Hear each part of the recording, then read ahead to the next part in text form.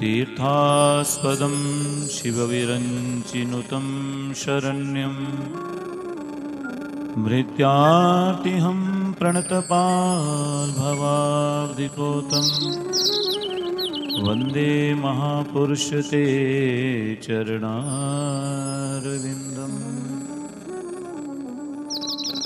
वंशी विभूषितकरानवनीरदाभा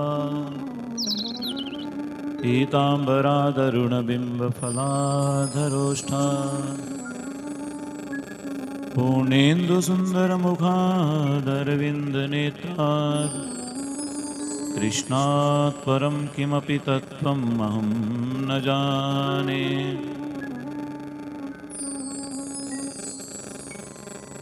नमः शम्भवाय च मयोभवाय च नमः शङ्कराय च मयस्कराय च नमः शिवाय च शिवतराय च। श्रीराम राम रघुनन्दन राम राम श्रीराम राम भर्त्राग्रज राम राम श्रीराम राम रणकर्कश राम राम श्रीराम राम शरणं भव राम राम।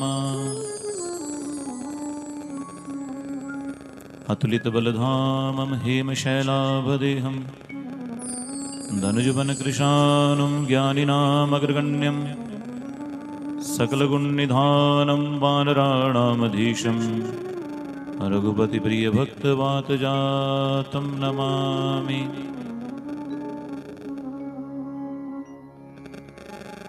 अखण्डमण्डलाकारं व्याप्तं येन चराचरं तत्पदं दर्शितं येन तस्मै श्रीगुरुवे नमः। कथा प्रारंभ होते है सुनिए वीर हनुमान, आइए वीर हनुमान। राम लखन और जानकी सदा करे कल्याण। सियावर रामचंद्र जी की जय, पवन सुत हनुमान की जय, उमापति महादेव की जय। बोलो भाई सब संतन की जय। नारायणं नमस्कृत्य नरं चैव नरोत्तमं देवी सरस्वती व्यासं ततो जयमुदीरये। बोलिए गणपति भगवान की, श्री वृंदावन बांके बिहारी लाल की, श्री राधा रमण भगवान की, श्री उमापति महादेव की। ओम नमः पार्वती पतये हर हर महादेव।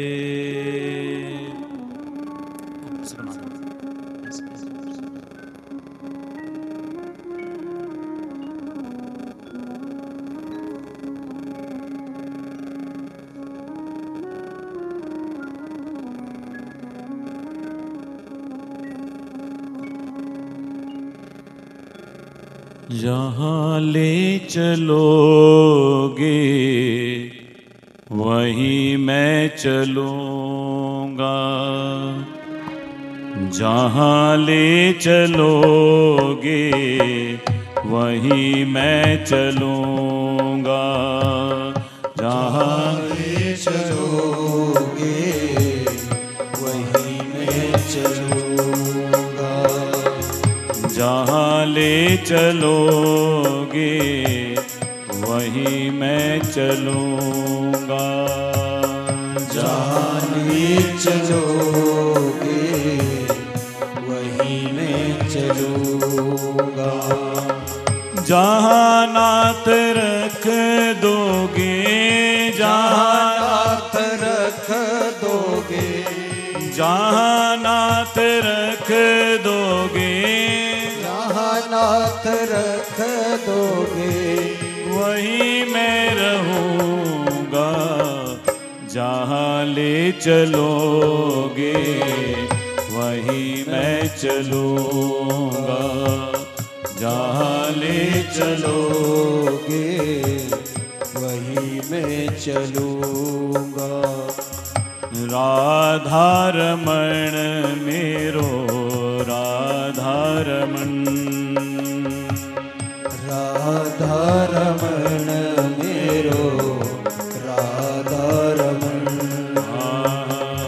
राधारमण मेरो राधारमण राधारमण मेरो राधारमण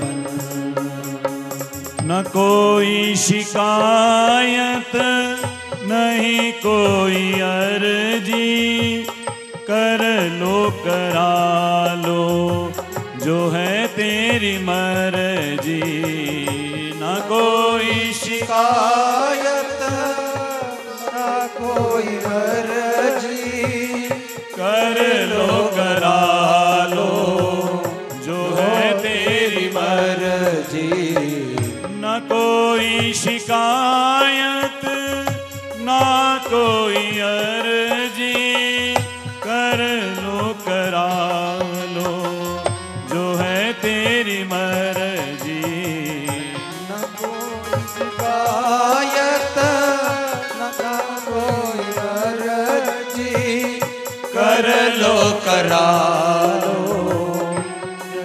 तेरी मर्जी खुशी दो या गम दो खुशी दो या गम दो खुशी दो या गम दो खुशी दो या गम दो मैं प्रेम से सहूँगा जहाँ ले चलोगे वहीं मैं चलूँगा जहाँ ले चलोगे वहीं ताली सेवा भाव से श्री राधे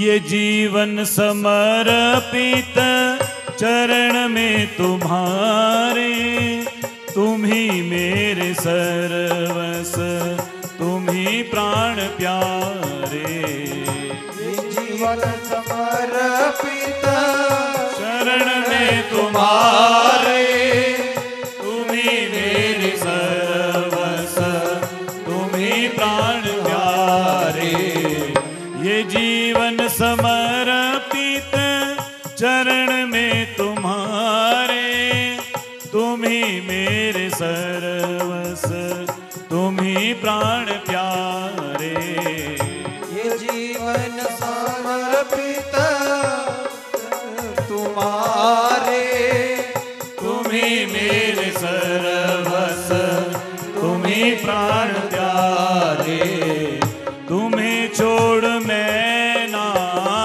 तुम्हें छोड़ मैं ना तुम्हें छोड़ मैं ना तुम्हें छोड़ मैं ना किससे कहूँगा जहाँ ले चलोगे वहीं मैं चलूँगा जहाँ ले चलोगे वहीं मैं चलूँगा जहाँ नाथ रख दोगे जहाँ नाथ रख दोगे वहीं मैं रहूँगा जहाँ ले चलोगे वहीं मैं चलूँगा जहाँ ले चलोगे श्री राधे बोली राधा रमण भगवान की जय हो।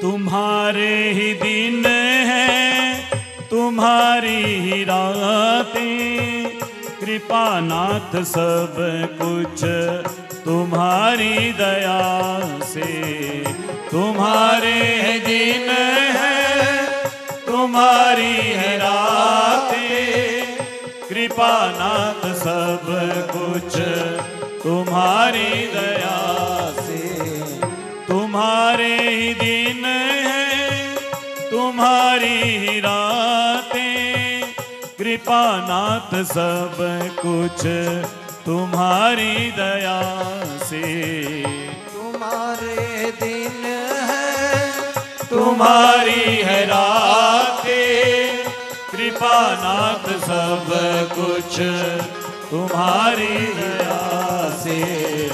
नारायण प्रभु प्रेम, नारायण प्रभु से, नारायण प्रभु प्रेम, नारायण प्रभु प्रेम। मैं पावन कहूँगा, जहाँ ले चलोगे वहीं मैं चलूँगा, जहाँ ले चलोगे वहीं मैं चलूँगा, जहाँ ले चलोगे वहीं मैं चलूँगा, जहाँ ले चलोगे वहीं मैं चलूँगा। राधा रमण मेरो राधा रमण, राधा रमण बोलिए जरा, पुकारिए भाव से। राधा रमण राधा रमण मेरो राधा रमण, राधा रमण मेरो राधा रमण। जय जय राधा रमण बोलो राधा रमण, राधा रमण बोलो राधा रमण। राधा रमण मेरो राधा रमण, राधा रमण मेरो राधा रमण। होली वृंदावन बांके बिहारी लाल की, श्री राधा रमण भगवान की, श्रीमद् भागवत महापुराण की जय जय श्री राधे। भगवान श्री गणेश जी के चरणों में वंदन, श्री गुरु चरणों में वंदन। अखिल ब्रह्मांड नायक अकारण कारण करुणा वरुणा बरसाने वाले भक्त वांछा कल्पतरु पीताम्बर धारी मेरे गोविंद मेरे कन्हैया जी के चरणों में बारंबार वंदन। उन्हीं की वांगमय प्रतिमूर्ति श्रीमद् भागवत महापुराण जी को वंदन। यहाँ पर विराजमान महादेव नर्मदेश्वर जी के चरणों में बारंबार वंदन। माँ भगवती जगदम्बा नैना देवी जी मैया के चरणों में वंदन। महावीर हनुमंत लाल जी को वंदन। बाबा बालकनाथ जी को वंदन। यहाँ पर दूर दूर स्थानों से क्षेत्रों से आए हुए परम वंदनीय परम आदरणीय प्रातः स्मरणीय सभी संत चरणों में बारंबार वंदन दंडवत प्रणाम। सभी ग्राम देवताओं को स्थान देवताओं को वंदन। सभी विप्र बंधुओं को वंदन। आप सभी भगवत स्वरूप श्रोताओं को वंदन। प्रेम से बोलिए।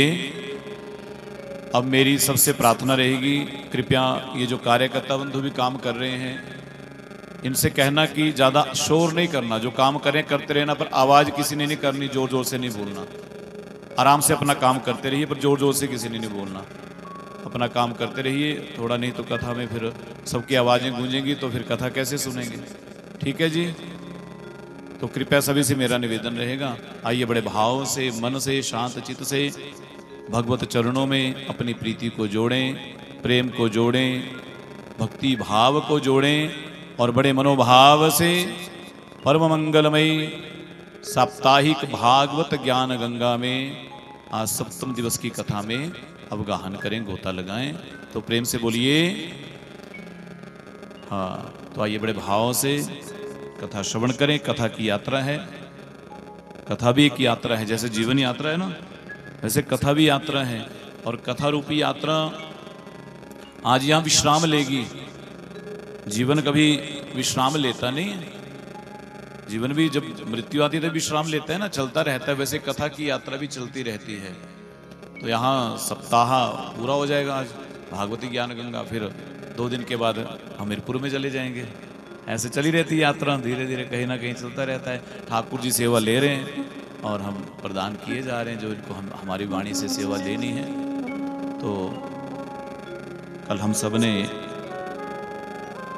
कथा श्रवण की थी और कहाँ तक की थी? कल कहाँ तक कथा को सुना था? करो याद जरा। है जी, उनका विवाह हुआ था कल। यहां तक हमने कथा को श्रवण किया था, सुना था। बहुत बढ़िया। तो बोली बांके बिहारी लाल की। तो आइए कथा में आगे बढ़ते हैं। या एक भाव मन में प्रकट करिए जरा। कैसा? बोले भगवान की मंगलमय कथा हमारे जीवन के सारे दोषों को, दुर्गुणों को दूर करने वाली है। प्रार्थना करनी ठाकुर जी से, हमारे जीवन के जितने दोष हैं, दुर्गुण हैं, हे गोविंद उन्हें आप दूर कर दें और अपनी भक्ति का सद्गुण हमें प्रदान कर दें। भक्ति रस से हमारे हृदय को भर दें। यही कथा से मांगिए।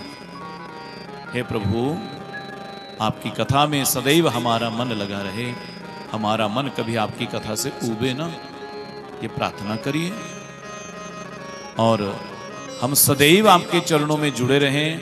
जैसा मनोभाव इस समय हमारा मन है ऐसा सदा ही बना रहे। ऐसी कृपा करुणा आप बनाएं। इसी मंगल कामना के साथ आइए कथा को आगे बढ़ाते हैं। तो सुखदेव भगवान कह रहे हैं, आज क्या कह रहे हैं? परीक्षित, कामस्तु देवांशु दग्धा प्राग रुद्रमन्युना देहोपपत्ते भूयस्तमेव प्रत्यपद्यता। सुखदेव कहते हैं, राजन, भगवान का विवाह रुक्मिणी मैया के संग हुआ। कल इस प्रसंग को हमने आपसे कहा। और रुक्मिणी मैया के संग जब विवाह हुआ तो भगवान के यहाँ कामदेव ही उनके पुत्र बन करके आए प्रद्युम्न के रूप में। और ये इनका शरीर भगवान शिव ने जब तीसरा नेत्र खोला था, जब शंकर तीसर नयन उघारा चितवत भयो काम जरी सारा। बोले जब भगवान शंकर ने तीसरा नेत्र खोला था तो उस समय जो थे वह कामदेव भस्म हो गए थे। रति ने याचना की कामदेव की पत्नी ने कि महादेव, अब मैं अपने पति के बिना रहूंगी कैसे? इन देवताओं का कार्य करने के लिए, देवताओं का कार्य तो सिद्ध हो गया, लेकिन जान तो मेरे पति देव को गंवाने पड़ी और पीड़ा तो मुझे भोगनी पड़ेगी, दुख तो मुझे भोगना पड़ेगा। तो इसलिए महादेव कृपा करिए, करुणा करिए। आप तो अविनाशी हैं, सबको जीवन देने वाले हैं, मेरे पति को पुनः जीवित कर दीजिए ना। महादेव कहते हैं, देवी द्वापर युग तक प्रतीक्षा करो, जब द्वापर आएगा तो क्या होगा? बोले जब कृष्ण यदुवंश अवतारा कृष्ण तनय पति हो तुम्हारा। हे देवी, जब भगवान का अवतार होगा यदुवंश में, भगवान कृष्ण के रूप में आएंगे, उस समय आपके पति वहां उनके पुत्र के रूप में प्रकट होंगे, तब तुम्हें पुनः सशरीर प्राप्त होंगे। इस प्रकार कहा। और वही भगवान शंकर की बात आज सिद्ध हुई है। आज मेरे गोविंद के यहाँ कामदेव ही प्रद्युम्न के रूप में प्रकट हुए हैं। और जैसे बालक का जन्म हुआ ना, क्योंकि जब आदमी बड़ा बनता है ना, बड़ी पद प्रतिष्ठा धन संपदा आ जाती है, तो शत्रु भी बड़े बड़े होते हैं। फिर शंबरासुर नाम का एक असुर है, उसे पता चला कि मेरा काल जो है वो कृष्ण का पुत्र बन करके आएगा। तो क्या किया? जैसे पुत्र जन्म का समाचार मिला, शंबरासुर आया और जहाँ पुत्र का जन्म हुआ था उसी प्रसूति का गृह से उस पुत्र को उठा करके चुरा करके ले गया। आकाश मार्ग से जा रहा था, और मार्ग से जा रहा था ना जब, तो क्या हुआ? सोचा भी इस पुत्र का करूं क्या? बोले समुद्र में फेंको, मर जाएगा डूब करके, मछली खा जाएगी। उस बालक को समुद्र में फेंक दिया। समुद्र में फेंका तो मछली निकल गई। मछली निकली और मछली कहाँ पहुंची जा करके? शंबरासुर की रसोई में पहुंची जा करके। बालक मरा नहीं, जीवित ही रहा। और नारद जी की प्रेरणा से कामदेव की पत्नी जो रति हैं वो शंबरासुर के यहाँ ही रसोइये का काम करती हैं, भोजन बनाने का। उन्होंने कहा कि देवी शंबरासुर के यहाँ रसोई बनाओ, भोजन बनाओ, वहीं तुम्हें तुम्हारे पति मिलेंगे। नन्हे से बालक के रूप में आएंगे और वही मछली संबरासुर की रसोई में पहुंची। और जब पहुंची तो मछली को जब काटा ना तो बीच में से बालक निकला। बालक निकला तो बोले अब इस बालक का क्या करें। बोले महाराज का सभा में महाराज को दे देते जा करके। बोले महाराज आज आश्चर्य हुआ क्या। बोले एक मछली के पेट से बालक निकला है, एक छोटा सा नन्हा सा, इसका क्या करें। बोले भाई तुम भोजन वाले जानो, इसको पालो पोसो जो मर्जी करो, मेरे को मतलब नहीं, ले जाओ। तो काल उनके ही घर में पल रहा है। इसलिए तो कहते हैं ना मृत्यु का कोई पता नहीं, ना जाने किस रूप में आने वाली है। हम चाहे जितना मर्जी बचाव कर लेना, कितना भी बचाव कर लें, पर मृत्यु तो आनी है। वो तो इशारे करती है पर हम समझ ही नहीं पाते। करती है ना कब, जब थोड़े बाल सफेद लगते हैं ना उन्हें, तो पहली घंटी बजती है पर हम घंटी को ही बंद कर देते, साइलेंट कर देते हैं, अलार्म। ऐसा करते ना, क्या करते हैं, काली मेहंदी लगाएंगे, डाई करेंगे, छुपा लेंगे, और वो अलार्म तो बज गए हैं। फिर दूसरा वाला कब बजता है, जब थोड़े थोड़े दांत लगते हैं जाने, फिर बोले अब नकली दांत लगवा लेंगे डेंटिस्ट के पास जाके, फिर भी उस अलार्म को भी साइलेंट कर देते हैं। फिर तीसरा अलार्म बजता है कब, जब आंखों में कम दिखाई देना शुरू होता है। बोले अब आंखों में भी कम दिखाई दे रहा है, अब तो भगवान का भजन करो, बहुत देख लिया तुमने उल्टा सीधा, अब सीधा देखो, भगवान का भजन करो, उनका दर्शन करो, उनकी कथा का रसास्वादन करो। पर आंखों पे भी क्या करते हैं, लेंस डलवा लेते हैं। ये अलार्म भी साइलेंट कर दिया। मोबाइल में कई लोगों ने अलार्म भरा होता है सुबह 4 बजे का, उठना होता नहीं उनको, क्या करते हैं जब बजेगा ना तो उसको दबा देंगे। और कई बार वो उस पर आता है सुनो जी आला आता है ना फंक्शन, तो 5-10 मिनट के बाद दोबारा बजेगा, दोबारा साइलेंट करेंगे। वैसे ही है, बोलिए अलार्म बज रहे हैं लेकिन हम उसको क्या कर रहे हैं, साइलेंट कर रहे हैं। कैसे, फिर चेहरे पे थोड़ा झुर्रियाँ लगी पड़ने, चेहरे का ग्लो कम लगा उन्हें ना, तो क्या किया, मल्टीविटामिन्स, नए नए फेस वॉश, कई प्रकार की चीजें। मानो वो अलार्म कह रहे हैं भैया अब तो कुछ कर ले अपना जतन, बहुत खा पी लिया, बहुत मौज मस्ती कर ली, अब तो थोड़ा भगवान का भजन कर ले। पर कहाँ, कोई नहीं करता, जितना मर्जी कह लो असर तो पड़ेगा नहीं। इसलिए मृत्यु को कितना भी टाल लो, लेकिन बोले जब तेरी डोली निकाली जाएगी बिन मुहूर्त ही निकाली जाएगी। कोई मुहूर्त नहीं होगा, जीवन भर हम मुहूर्त ही देखते रह जाते हैं, कब कौन सा मुहूर्त आएगा। बोले जब मृत्यु की डोली उठाएंगे ना तो कोई मुहूर्त नहीं होगा। और क्या कहा, बोले ना सोना काम आएगा ना चांदी आएगी। जिस दिन मौत की शहजादी आएगी, बड़े से बड़े साम्राज्य ढेर हो गए हैं, कोई नहीं रहा यहाँ। तो शंबरासुर के यहीं उनका काल पल बड़ा हो रहा है। और देखिए वो जो कामदेव की पत्नी हैं वहाँ विद्यावती के रूप में रहती हैं, अपनी योग माया के द्वारा उस नन्हे से बालक को बड़ा कर दिया। अब कामदेव को जो प्रद्युम्न कहते हैं, देवी एक तरफ तो आप माँ की तरह हमें पालती हो, पर आपके हाव भावों से मातृत्व नहीं झलक रहा है, आपके हाव भाव तो कुछ और लग रहे हैं। तो उन्होंने पूर्व जन्म की याद दिलाई। बोले पूर्व जन्म में आप मेरे पति थे कामदेव और मैं आपकी पत्नी हूँ, और भगवान शिव के वरदान से ही आप मुझे पुनः प्राप्त हुए हैं। सारी कथा को सुना दिया और कहा आप भगवान श्री कृष्ण के पुत्र हैं, और ये शंबरासुर आपको उठा करके लेकर के आया था,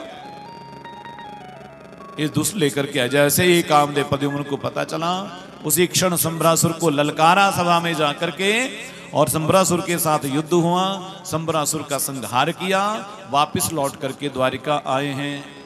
और इतने समय में जब गए थे ना तो भगवान का एक ही विवाह हुआ था, और जब वापस लौट करके आए ना तो भगवान के 16,107 और विवाह हो गए थे। कितने हो गए थे? कुल मिला के भगवान के 16,108 विवाह हुए। तो परीक्षित कहते हैं गुरुदेव भगवान के इतने विवाह ये कैसे हुए? तो सुखदेव कहते हैं राजन, द्वारिका में एक राजा है सत्रजित, उन्होंने सूर्य भगवान की बड़ी उपासना की, और सूर्य भगवान की जब उपासना की ना तो उस उपासना का फल ये मिला कि उन्हें एक सुमंतक मणि मिली। वो मणि प्रतिदिन 2 क्विंटल सोना निकालती थी। अब जिसको प्रतिदिन 2 क्विंटल सोना मिले उसके तो वारे नहीं आ रहे हैं। आजकल तो सोना वैसे ही महंगा है, बुरी हालत है, ले ही नहीं सकते भी है ना। ऐसे बोलते ना। तो जो प्रतिदिन 2 क्विंटल सोना देती थी, एक दिन वो सभा में चले गई, द्वारकाधीश की उस मणि को पहन करके, बड़ी चमक रही थी गले में, और चमक रही थी तो पूछ लिया, बोले बड़ी मणि चमक रही है आपके गले में, ऐसी वैसी मणि नहीं है महाराज, ये प्रतिदिन 2 क्विंटल सोना देती है, 8 भार सोना देती है। अच्छा, तो भगवान ने भी पूछ लिया मजाक में, बोले अच्छा ये बताओ आपके घर में लोग कितने हैं? बोले मेरी पत्नी, मैं, मेरी पुत्री और भाई। बोले कुल मिला के 4 ही लोग हो ना? बोले हाँ। बोले इतने धन का क्या करोगे? इस मणि को राजकोष में जमा करा दो, गरीबों की सेवा में काम आएगा धन, गौ सेवा में आएगा, जो वंचित लोग हैं उनकी सहायता हो जाएगी। सत्यजीत ने इनकार कर दिया। क्या कहा? बोले महाराज तपस्या हमने की, साधना हमने की, और हम ऐसे लुटा दें? बिल्कुल नहीं लुटाएंगे।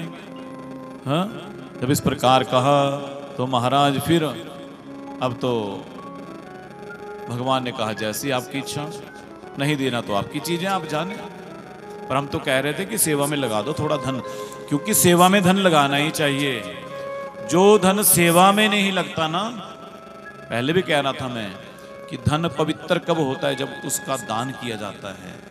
आप जितना कमाते हो उसका 10वां हिस्सा संत सेवा, गौ सेवा, भगवत सेवा, समाज सेवा में लगाओ, तब धन पवित्र होगा। नहीं तो क्या होगा?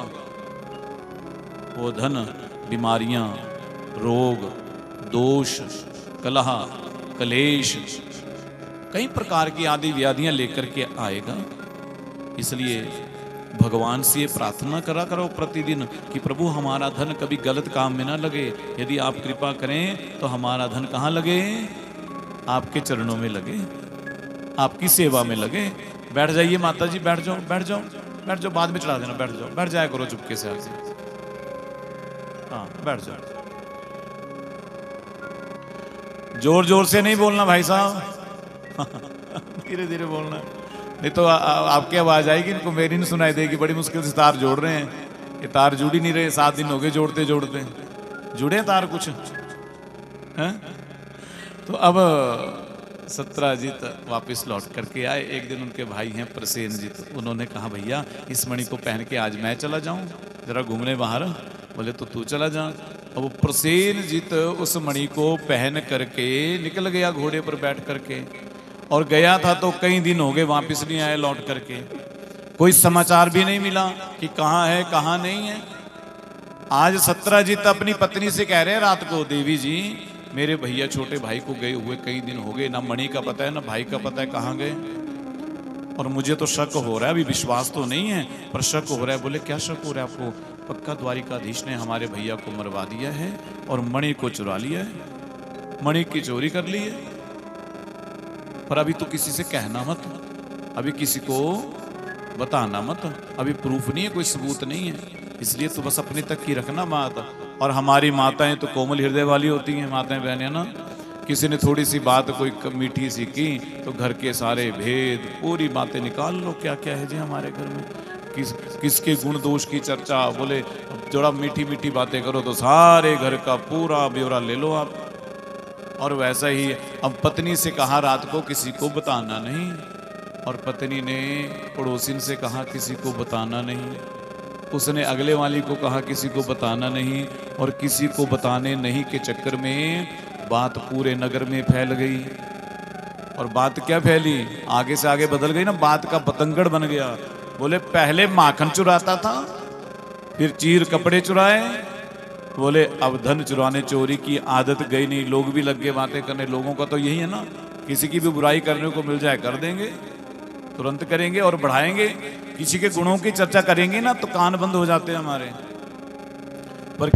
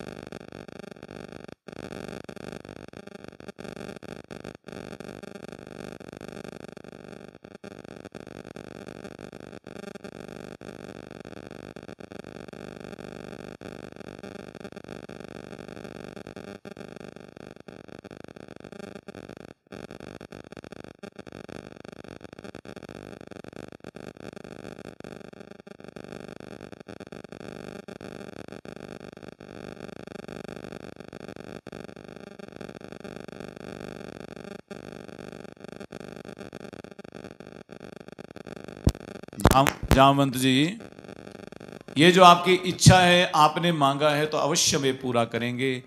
अगले युग की प्रतीक्षा करो।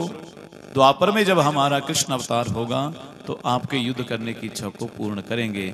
इस प्रकार जामवंत जी की इच्छा को पूरा करने के लिए ही मेरे गोविंद वहां पहुंचे हैं।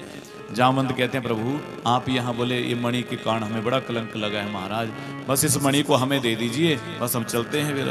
बोले प्रभु अवश्य दे देता, लेकिन पिता जब पुत्री को कोई धन दे देता है उसके ऊपर उसका अधिकार समाप्त हो जाता है। अब मैंने ये मणि अपनी पुत्री को दे दी है तो अब कैसे आपको इसे दे दूं? हाँ, एक उपाय हो सकता है। बोले क्या?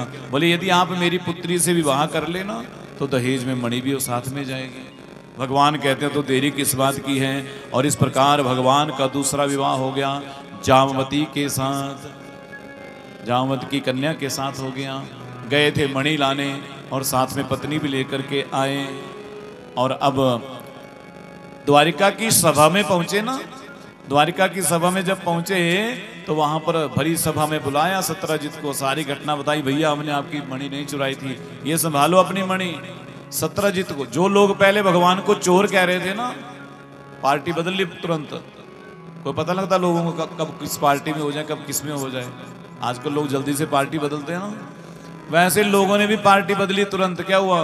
बोले हम तो पहले कह रही थी इनके घर में किस चीज की कमी है, क्यों चुराएंगे मणि? भाई जो कह रहे थे ना पक्का चोर हैं, वही कह रहे हैं क्यों चुराएंगे मणि। इस प्रकार से सत्यजित को सब गालियां देने लगे तो उसको बुरा लगा।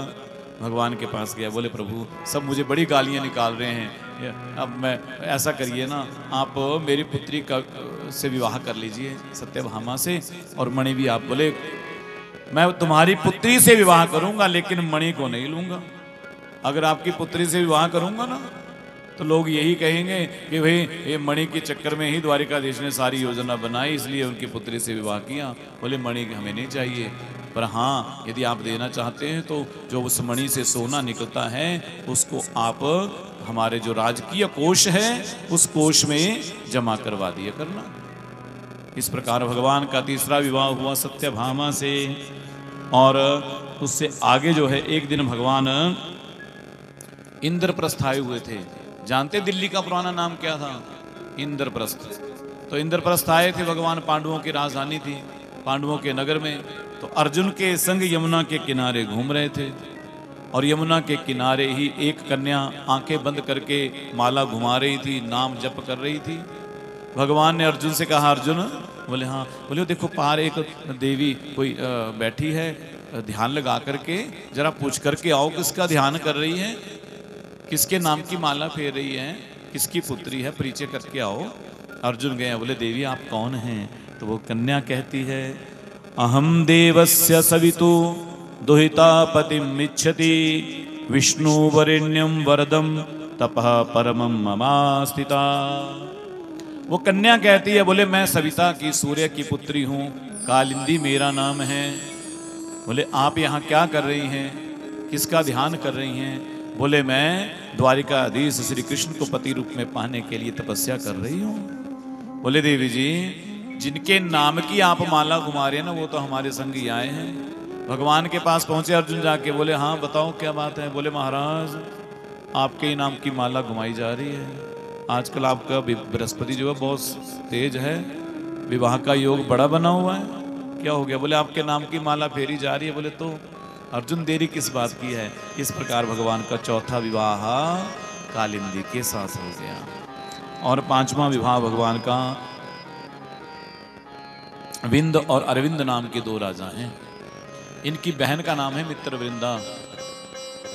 इन्होंने अपनी बहन का विवाह करना था दुर्योधन के साथ राजनीतिक लाभ लेने के लिए, पर मित्रवृंदा मन ही मन भगवान श्री कृष्ण को अपना पति मान चुकी थी। स्वयंवर रखा था, अपनी बहन से कहा गले में माला सिर्फ दुर्योधन के डालनी है, बाकी डालनी। भगवान पहुंचे थे उस सभा में तो इसने किसी की परवाह नहीं की और भगवान के गले में ही माला डाल दी। अब सब विरोध करने लगे तो भगवान ने इसका अपहरण करके इसको ले आए। इस प्रकार भगवान का पांचवा विवाह किसके साथ हुआ? मित्रवृंदा के साथ। और छठा जो विवाह था भगवान का, वह नग्नजित नाम के एक राजा हैं, उनकी कन्या का नाम सत्या भी है, नग्नजिति भी कहते हैं। इनके यहाँ 7 बैल थे। इन्होंने शर्त रखी थी कि जो इन 7 बैलों को एक बारी में नकेल डाल देगा, उसके साथ हम अपनी राजकुमारी का विवाह करेंगे, कन्या का विवाह करेंगे। तो सब राजकुमारों ने कई बार प्रयास किया, लेकिन उन बैलों ने मार मार के राजकुमारों की बुरी हालत कर दी। कईयों की टांग तोड़ी, कईयों की पीठ तोड़ी, कईयों के सर फोड़े। कोई निकट ही नहीं जाता था, सब भयभीत थे। भगवान गए हैं, हमारे गोविंद गए, 7 बैलों के पास 7 रूप बना कर के गए और एक बारी में नथ दिए। इस प्रकार भगवान का कितने नंबर वाला विवाह हुआ है? छठा नंबर का विवाह किसके साथ हुआ? नग्नजिति के साथ, सत्या के साथ। और इसी प्रकार से भगवान का जो 7वां विवाह है वो भद्रा के साथ हुआ है। और 8वां विवाह भगवान ने एक स्वयंवर में, एक राजा ने शर्त रखी थी कि जो नीचे देख करके मछली को आंख में छेद करेगा, उसके साथ हम अपनी पुत्री का विवाह करेंगे। भगवान ने लक्ष्य का भेदन किया और भगवान का जो 8वां विवाह है वो लक्ष्मणा के साथ हुआ है। इस प्रकार मेरे गोविंद के 8 विवाह तो अलग अलग हुए ना, पर 16,100 विवाह भगवान के एक ही दिन, एक ही मुहूर्त में हो गए। एक भौमासुर नाम का असुर है, जिस भी राज्य पर आक्रमण करता उस राज्य की राजकुमारी का अपहरण करके ले जाता, जेल में डाल देता। इसने संकल्प किया था कि जब 20,000 राजकुमारियां मेरे कारागार में हो जाएंगी, उन 20,000 रानियों के साथ एक ही बारी में विवाह करूंगा। और इन राजकुमारियों ने कारागार से भगवान को याद किया, गोविंद रक्षा करिए। जब भगवान को याद किया तो भगवान पहुंचे हैं, भौमासुर का संहार किया, उद्धार किया। उन 16,100 रानियों को बाहर निकाला। उन्होंने भगवान का धन्यवाद किया, प्रभु आपने हमें कारागार से तो मुक्त कर दिया, पर हम जाएं कहाँ? भगवान कहते अपने अपने घर जाओ। बोले हमें समाज में कोई स्वीकार नहीं करेगा, सब हमें बुरी नजर से देखेंगे, कहेंगे कि ये तो वहां रह करके आई है। जब इस प्रकार कहा तो भगवान ने कहा, बोले अब हम जाएं कि हमारा कोई नहीं है संसार में।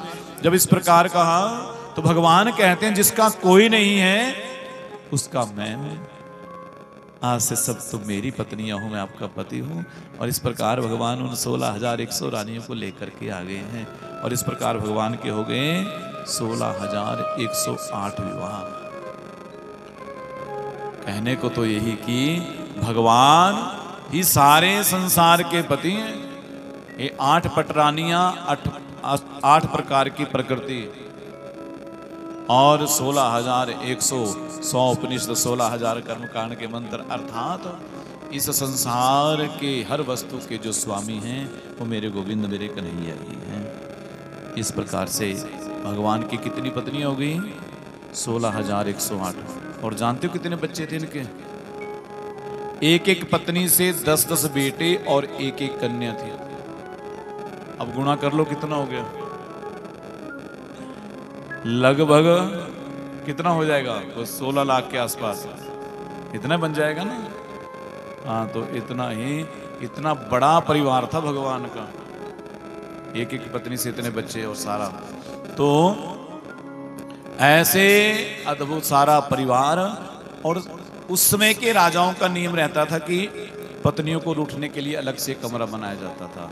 उसके बाहर लिखा होता था कोप भवन, कि पत्नी जब उस कमरे में जाए तो पतिदेव समझ जाएं कि पत्नी जो है हमारी वो नाराज है। उस समय कभी कभार जाती थी पत्नियां कोप भवन में, लेकिन अब तो बोले है ना, अब तो घर ही कोप भवन बना रहता है। बोले है ना, प्रेम से बोलिए, सुस्त नहीं बैठना, प्रेम से बोलिए। हाँ, तो बोले अब तो भगवान ने देखा सब पत्नियां रूठती हैं और रुक्मिणी हमारी कभी नहीं रूठती। और सबसे ज्यादा कोई रूठता था तो सत्यभामा रूठती थी, क्योंकि उसके घर से धन बहुत आता था ना, बड़े पिता की पुत्री थी। इसलिए भगवान ने देखा रुक्मिणी तो कभी रूठती ही नहीं, रुक्मिणी तो सदा प्रसन्न रहती है। भगवान को लगा, बोले हमने तो रुक्मिणी का गुस्सा ही नहीं देखा, रुक्मिणी गुस्से में लगती कैसी है। देखिए कि उस समय की स्थिति होगी ना, वर्तमान थोड़ी ऐसा। हाँ, तो भगवान को लगा कि रुक्मिणी का गुस्सा भी हमें देखना है, इसलिए क्या किया, मेरे गोविंद आज विचार बना करके आए कि जब महल में जाएंगे तो आज किसी न किसी प्रकार से हमने रुक्मिणी को गुस्सा दिलाना है, क्रोध दिलाना है। पर हमारी मैया रुक्मिणी पता कैसी हैं, वो कभी गुस्सा करती ही नहीं, इतना मृदुल स्वभाव है। ऐसा वर्णन आता है कि यदि कोई दास दासी को बड़े से बड़ी गलती भी कर दे तो मैया कभी डांटती नहीं है, कभी नहीं डांटती। यदि कोई दास दासी समय पर ना भी पहुंचे तो डांटती नहीं, अभी तो पूछती हैं क्या घर में सब कुशल है, घर में सब ठीक है, कोई समस्या तो नहीं है। आज मेरे गोविंद जब महल में प्रवेश करते हैं तो आज उदास प्रवेश किया है, आज उदास मन आए। कभी भगवान उदास नहीं होते थे, प्रसन्न रहते थे, पर आज उदास मना आए हैं। रुक्मिणी मैया ने देखा, बोली जो सदैव मुस्कुराते हुए आते थे आज वो उदास मना आए हैं, उदास होकर के आए। भगवान बैठे अपने शैया के पास बैठे तो रुक्मिणी मैया पंखा हिलाने लगी, पूछने लगी कहो क्या बात हो गई, आज आपका चेहरा कुछ उदास लग रहा है। भगवान कहते हैं नहीं कोई बात नहीं, नहीं नहीं आप कभी उदास होते नहीं, आज पहली बार मैं आपको उदास देख रही हूँ। बोले नहीं कोई बात नहीं रुक्मिणी, चला रहता है कुछ नहीं। बोले नहीं आप बताइए तो सही। तो भगवान कहते हैं राजपुत्री ईप्सिता भूप लोकपाल विभूति भी महानुभावे श्रीमद भीरु दार्य बलोर्जित। रुक्मिणी जानना चाहती हूँ उदास क्यों है। बोले हाँ। बोले आप एक राजा की पुत्री। बोले हाँ। और बोले आप राजा की पुत्री हैं, आपके पीछे पीछे बड़े बड़े राजा राजकुमारों के रिश्ते आए, सुंदर सुंदर राजाओं के रिश्ते आए। देवी फिर आपने हम में क्या ऐसा देखा जो हमारे से विवाह कर लिया। बोले ना हम वीर हैं, वीर योद्धा भी नहीं है, क्योंकि डर के मारे हम मथुरा को छोड़ के कहाँ छुप के बैठे हैं, द्वारिका में समुद्र के बीच में। और बोले आपने यदि हमें ये देखा हो कि ये बड़े सुंदर हैं तो बोले हम तो काले हैं, सारी दुनिया काला काले कहती है। भजन में लोग क्या कहते हैं, काला काला कहे गुजरी है, काला काले कहते हैं सारे। बोले हम काले हैं, सुंदर भी नहीं हैं। और यदि आपने ये देखा हो कि हम बड़े, हमारा कुल खानदान बड़ा ऊंचा है, तो देवी हमारे तो माता पिता का ही पता नहीं।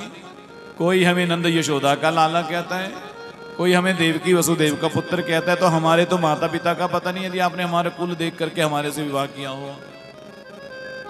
बोले अच्छा तो आपने इसलिए विवाह किया होगा कि हम राजा हैं। बोले राजा तो आज हम कभी बने नहीं, राजा तो उग्रसेन जी ही हैं। अच्छा तो आपने इसलिए विवाह किया कि हमारी मित्रता जो है वो बड़े बड़े धनाढ़ियों से है, धनवानों से है। देवी हमारा जो नाम जपते हैं ना वो धनाढ़े नहीं है, धन वाले नहीं है, वो तो साधु संत महात्मा जिनकी कुटियां का भी ठिकाना नहीं होता, ऐसे संत ऋषि महात्मा हमारा निरंतर जाप करते, इसलिए वो भी नहीं है। तो आपने देखा क्या हमें जो हमारे से विवाह किया। भगवान ने देखा रुक्मिणी के चेहरे पर गुस्सा नहीं है। जब देखा भगवान ने तो सोचा अच्छा चलो अंतिम वाला पैतरा अपनाते हैं। अब क्या बोला भगवान ने, कब कह रहे हैं, जब 10 बेटे 1 बेटी हो गई है तो भगवान कह रहे हैं रुक्मिणी से, रुक्मिणी मैं तो कहता हूं अभी भी कुछ बिगड़ा नहीं, अगर तुम कहो तो शिशुपाल से आपकी बात करें, मैं खुद रिश्ता करवा दूंगा, विवाह करवा दूंगा। और जैसे ही भगवान ने ये कहा रुक्मिणी मैया को गुस्सा नहीं आया, अपितु भगवान की बात को सुन करके मूर्छित होकर के गिर पड़ी। मेरे गोविंद ने देखा, बोले हमें तो गुस्सा देखना थी, तो मूर्छित हो गई। मेरे गोविंद उसी क्षण जो हैं वो चतुर्भुज रूप में प्रकट हो गए, 2 भुजाओं से रुक्मिणी को पकड़ लिया, 2 भुजाओं से पंखा करने लगे। रुक्मिणी उठो ना, हम तो थोड़ा हास्य विनोद कर रहे थे, आप तो जानती हैं हम बाल्यावस्था से ही बड़े हंसी मजाक करने वाले हैं। जब रुक्मिणी मैया ने आंखें खोली, भगवान कहते हैं आप तो बुरा मान गए, हम तो हंसी मजाक की, हंसती ऐसे चलती, हंसी मजाक भी करना पड़ता है ना थोड़ा थोड़ा। तो बोले रुक्मिणी कहती हैं हे द्वारिकाधीश, आपने जितनी बातें कही हैं वो सब सत्य हैं, एक भी बात आपकी मिथ्या नहीं है, झूठी नहीं है। अच्छा, तो फिर बात करें। बोले पहले सुन तो लो, क्या कहा? तो क्या कहती हैं? बोले आपने कहा कि हम वीर नहीं हैं, हम तो भीरू हैं, हम डर करके समुद्र में छुपे हैं आकर के।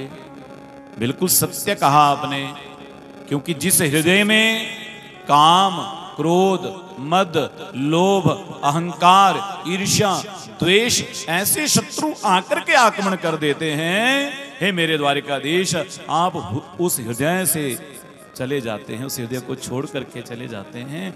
और कहाँ रहते हैं? बोले जहां भक्ति का सागर होता है वहां रहते हैं। आपने असत्य नहीं कहा, असत्य कहा।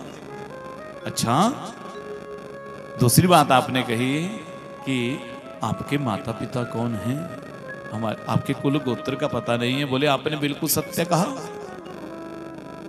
आपके माता पिता को कोई नहीं जानता। वेद भी नेति नेति कहते हैं। बोले इसके आगे हम भी नहीं जानते कि परमात्मा कैसा है, कौन है। हाँ, इस प्रकार से कहा। बोले आगे क्या कहते? बोले आपने कहा कि आप सुंदर नहीं हैं, काले हैं। बोले हे द्वारिकाधीश, आप काले हैं तो सारी दुनिया दीवानी है, और यदि गोरे होते तो ना जाने क्या हो जाता। आप काले होके ही सबको दीवाना कर रहे हैं। और आप कहते हैं कि आपके मित्र जो हैं, आपकी मित्रता निर्धनों से है, जिनके रहने का ठिकाना नहीं है, पहने का ठिकाना नहीं है, वो लोग आपका भजन करते हैं। बोले गोविंद, हे द्वारिकाधीश, जिसके पास आपके नाम का धन है उसे दुनिया के धन से कुछ लेना नहीं है। कबीरा सब जग निर्धना, धनवंता नहीं कोई, धनवंता सोई जानिए, जाके राम नाम धन होई। हाँ, बोले आपके नाम का धन जिसे मिल जाए उससे बड़ा कोई धन है? मीराबाई से किसी ने पूछ लिया, मीरा तो महलों में रहने वाली, चांदी सोने के बर्तनों में भोजन करने वाली, दास दासियों से सेवा पाने वाली, तो इन वन की खाक छान रही है, इन वनों में घूम रही है। यहां क्या मिला तुझे जो वन अपने महल को छोड़ करके चली आई? यहां क्या मिल गया तुझे? इतना सुंदर, इतना वैभव सब कुछ छोड़ करके आ गई। तो मीराबाई क्या कहती है? बोले जो मुझे यहां मिला है वो वहां नहीं था, क्योंकि जन्म जन्म की पूंजी पाई, जग में सभी गवायो। क्या कहते मीरा? बोले मुझे जो ये धन मिला है, ये जन्म जन्म की धन जो मैंने इकट्ठा किया था वो मिला है। कौन सा? आइए बड़े भाव से गाएं। पायो जी मैंने राम रतन धन पायो, पायो जी मैंने राम रतन धन पायो, पायो जी मैंने राम रतन धन पायो, पायो जी मैंने राम रतन धन पायो, पायो जी मैंने राम रतन धन पायो। वस्तु अमोलक दी मेरे सतगुरु, वस्तु अमोलक दी मेरे सतगुरु, वस्तु अमोलक दी मेरे सतगुरु, वस्तु अमोलक दी मेरे सतगुरु, कृपा करी अपनायो, पायो जी मैंने राम रतन धन पायो, पायो जी मैंने राम रतन धन पायो। ताली सेवा भाव से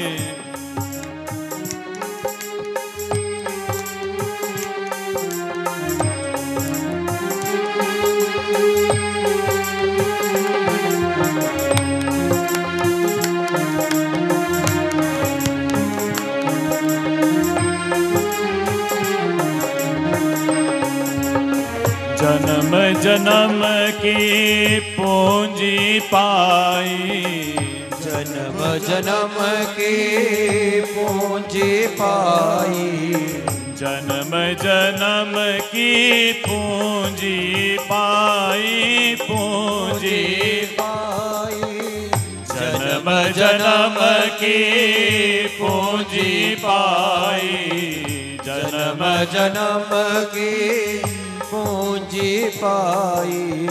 जग में सब ही गवायो पायो जी मैंने, राम रतन धन पायो पायो जी मैंने, राम रतन धन पायो पायो जी मैंने, राम रतन धन पायो पायो जी मैंने, राम रतन धन। और क्या कह रही हैं? ये जो धन मुझे मिला है ना, इसकी चोरी का भी खतरा नहीं है, ना लुटने का खतरा है। जितना मैं खर्च रही हूँ ना, उतना दिन प्रतिदिन बढ़ता जा रहा है। बाकी धन क्या होता है? फोन से गूगल पे करते हो ना, तो खाते में बैलेंस देखना पड़ता है, कम तो नहीं रह गया। हाँ, तो किसको करेंगे रिचार्ज करना, कैसे करेंगे? पर ये धन ऐसा है, जितना आप गूगल पे करते जाओगे, ट्रांसफर करते जाओगे, उतना ही बढ़ता जाएगा। क्या कह रही है? खर्चे नहीं कोई चोर न लूटे, खर्चे नहीं कोई चोर न लूटे, खर्चे नहीं कोई चोर न लूटे, खर्चे नहीं कोई चोर न लूटे। दिन दिन बढ़त सवायो पायो जी मैंने, राम रतन धन पायो पायो जी मैंने, राम रतन धन पायो पायो जी मैंने, राम रतन धन पायो पायो जी मैंने, राम रतन धन पायो। मीरा के प्रभु गिरिधर नागर, मीरा के प्रभु गिरिधर नागर, गिरिधर नागर नटवर नागर, गिरिधर नागर नटवर नागर। मीरा के प्रभु गिरिधर नागर, मीरा के प्रभु गिरिधर नागर। हर्षि हर्षि जस गायो पायो जी मैंने, राम रतन धन पायो पायो जी मैंने, राम रतन धन पायो पायो जी मैंने, राम रतन धन पायो। बोली वृंदावन बांके बिहारी लाल की, भक्त वत्सल भगवान की। तो रुक्मणी मैया कहती हैं, प्रभु आपके नाम का धन जिसे मिल गया, उसे संसार के धन से क्या लेना देना। और आप कह रहे हैं कि आप में कोई गुण नहीं है। बोले आप तो गुणातीत हैं, गुण से परे हैं। आपने एक एक बात सत्य की। भगवान मुस्कुराए, बोले देवी हम तो केवल आपका गुस्सा देखना चाहते थे, क्योंकि पति पत्नी में थोड़ा बहुत हंसी मजाक भी होना चाहिए ना, लड़ाई झगड़ा नहीं होना चाहिए। क्या होना चाहिए? हंसी मजाक। मैं कथा में कहता भी हूँ कि पति पत्नी पर आजकल का जमाना तो उल्टा आ गया ना। अब तो क्या हो गया, मोबाइल आ गया ना, स्मार्टफोन। अब तो पति का अपना फोन, पत्नी का अपना, बात करने का टाइम ही नहीं, अपने अपने फोन में लगे हैं सब। इस फोन ने बड़ा मामला गड़बड़ किया। बोले दुनिया छूटे छूट जाए पर मोबाइल छूटे ना। हाँ, सब्जी में छेड़ा दे ना दे पर मोबाइल छूटे ना। भोजन करते समय हाँ, भोजन का ग्रास कहीं आगे पीछे भी हो जाए पर मोबाइल छूटे ना। विडंबना हो गई। अब तो लोग कहीं भी मोबाइल को छोड़ ही नहीं रहे। मरने से लेकर के हाँ, मरने में भी फोन मोबाइल ही है, स्टेटस डाल रहे हैं, पता नहीं क्या क्या कर रहे हैं, भगवान बचाए। पर मोबाइल ने इसने क्या किया? आपको लगता है कि आपके नजदीक आ गई सारी दुनिया? दुनिया नजदीक नहीं आई, इसने दूरियां बढ़ा दी। परिवार में दूरियां हो गई। बच्चे अपने मोबाइल में मस्त हैं, मम्मी अपने में है, पिताजी अपने में है। अगर दादा दादी को भी स्मार्टफोन दे दिया तो वो भी अपने फोनों में व्यस्त है। जो चलाना सीख गए ना बूढ़े भी, तो वो भी अपने अपने फोन में व्यस्त हैं। इसलिए यही तो मामला गड़बड़ है। इसीलिए कहा कि परिवार में क्या करना है, ध्यान से सुनना मेरी बातों को, कुछ बातें आपको सूत्र देंगे आज। गृहस्थी में आनंद चाहिए ना, घर में आनंद चाहिए तो बहुत पैसे से नहीं आने वाला, बहुत सुंदर घर से नहीं आने वाला, बहुत बड़ी गाड़ी से नहीं आने वाला, बड़े सुंदर कपड़ों से नहीं आने वाला। घर में आनंद यदि आएगा तो आपसी प्रेम से आएगा। अगर आपस में प्रेम नहीं है, हमारे बोल चाल नहीं है, संवाद नहीं है, आपस में बातचीत ही नहीं करते, तो आनंद नहीं आने वाला गृहस्थी में, तो भारी ही लगता है। कई लोग कहते हैं जी घर में जाते ना तो बस टेंशन हो जाती है। किसको देख के? बोले घर वालों को देख करके। बल्कि आदमी घर जाता क्यों है? थक करके थोड़ा घर में विश्राम करने के लिए जाते हैं ना, थोड़ा आराम से रहेंगे, पर बोले घर में जाके और टेंशन हो जाती है। इसलिए घर में टेंशन नहीं होनी चाहिए। एक बात और कहें, आप कथा सुनने आए हैं ना, दो चीजें हमारे जीवन में गड़बड़ करती हैं, एक ठीक करती है, गड़बड़ करती है। चिंता क्या करती है? चिंता कहाँ पहुंचाती है? चिता पर पहुंचाती है ना। तो कथा में चिंता को छोड़ करके जाना है, चिंतन को लेकर के जाना है। और चिंतन किसका करना है? मेरे गोविंद मेरे कन्हैया का चिंतन करना है। और कन्हैया का चिंतन करना है तो कन्हैया का चिंतन करेंगे तो कहां पहुंच जाएंगे? कहां पहुंचेंगे बताओ? है जी? कहीं नहीं पहुंचेंगे। प्रेम से बोलो। ऐसे श्रोता बढ़िया हैं, जब कहीं पहुंचे ना, 7 दिन सुना दी कथा पर अभी पहुंच ही नहीं रहे। कहां पहुंचना? जिसका चिंतन करोगे उसके पास ही पहुंचोगे ना। तो कन्हैया का चिंतन करोगे, भगवान का चिंतन करोगे तो भगवान के पास ही पहुंचोगे ना, मेरे गोविंद के पास पहुंचोगे। इसलिए चिंता को त्यागो, चिंतन बढ़ाओ। परिवार में कम से कम एक समय का भोजन इकट्ठे किया करो। समझ गए? जितने सदस्य घर में हैं वो नियम बना लो कि एक समय का भोजन हम इकट्ठे करेंगे। ठीक है? देखना घर का वातावरण बदलेगा। और एक बात ध्यान और रखना कि जब रसोई घर में प्रवेश करना है तो मोबाइल को प्रवेश नहीं देना। 2 कमरों में तो मोबाइल को लेके नहीं जाना, बाकी आपकी मर्जी, टॉयलेट में चाहे बैठे रहो लेके। प्रेम से बोलिए। कहाँ नहीं लेके जाना? एक तो रसोई घर में, एक पूजा के घर में। मोबाइल को बिल्कुल नहीं लेके जाना, बिल्कुल नहीं लेके जाना। और जिस दिन आपके परिवार वालों ने, आप सब ने मिल करके एक समय का भोजन इकट्ठा कर लिया और रसोई में मोबाइल को एंट्री नहीं दी, तो आपकी बातचीत हो जाएगी सबके आपस में। खाते समय बातचीत हो जाएगी ना, तो कुछ ना कुछ बात तो बनेगी, नहीं तो बात ही नहीं करते।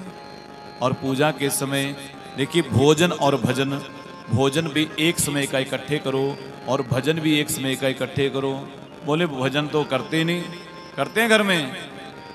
एक ने कर दिया तो सबने कर दिया। बोले जी एक ने कर दिया, पूजा होगी सबकी।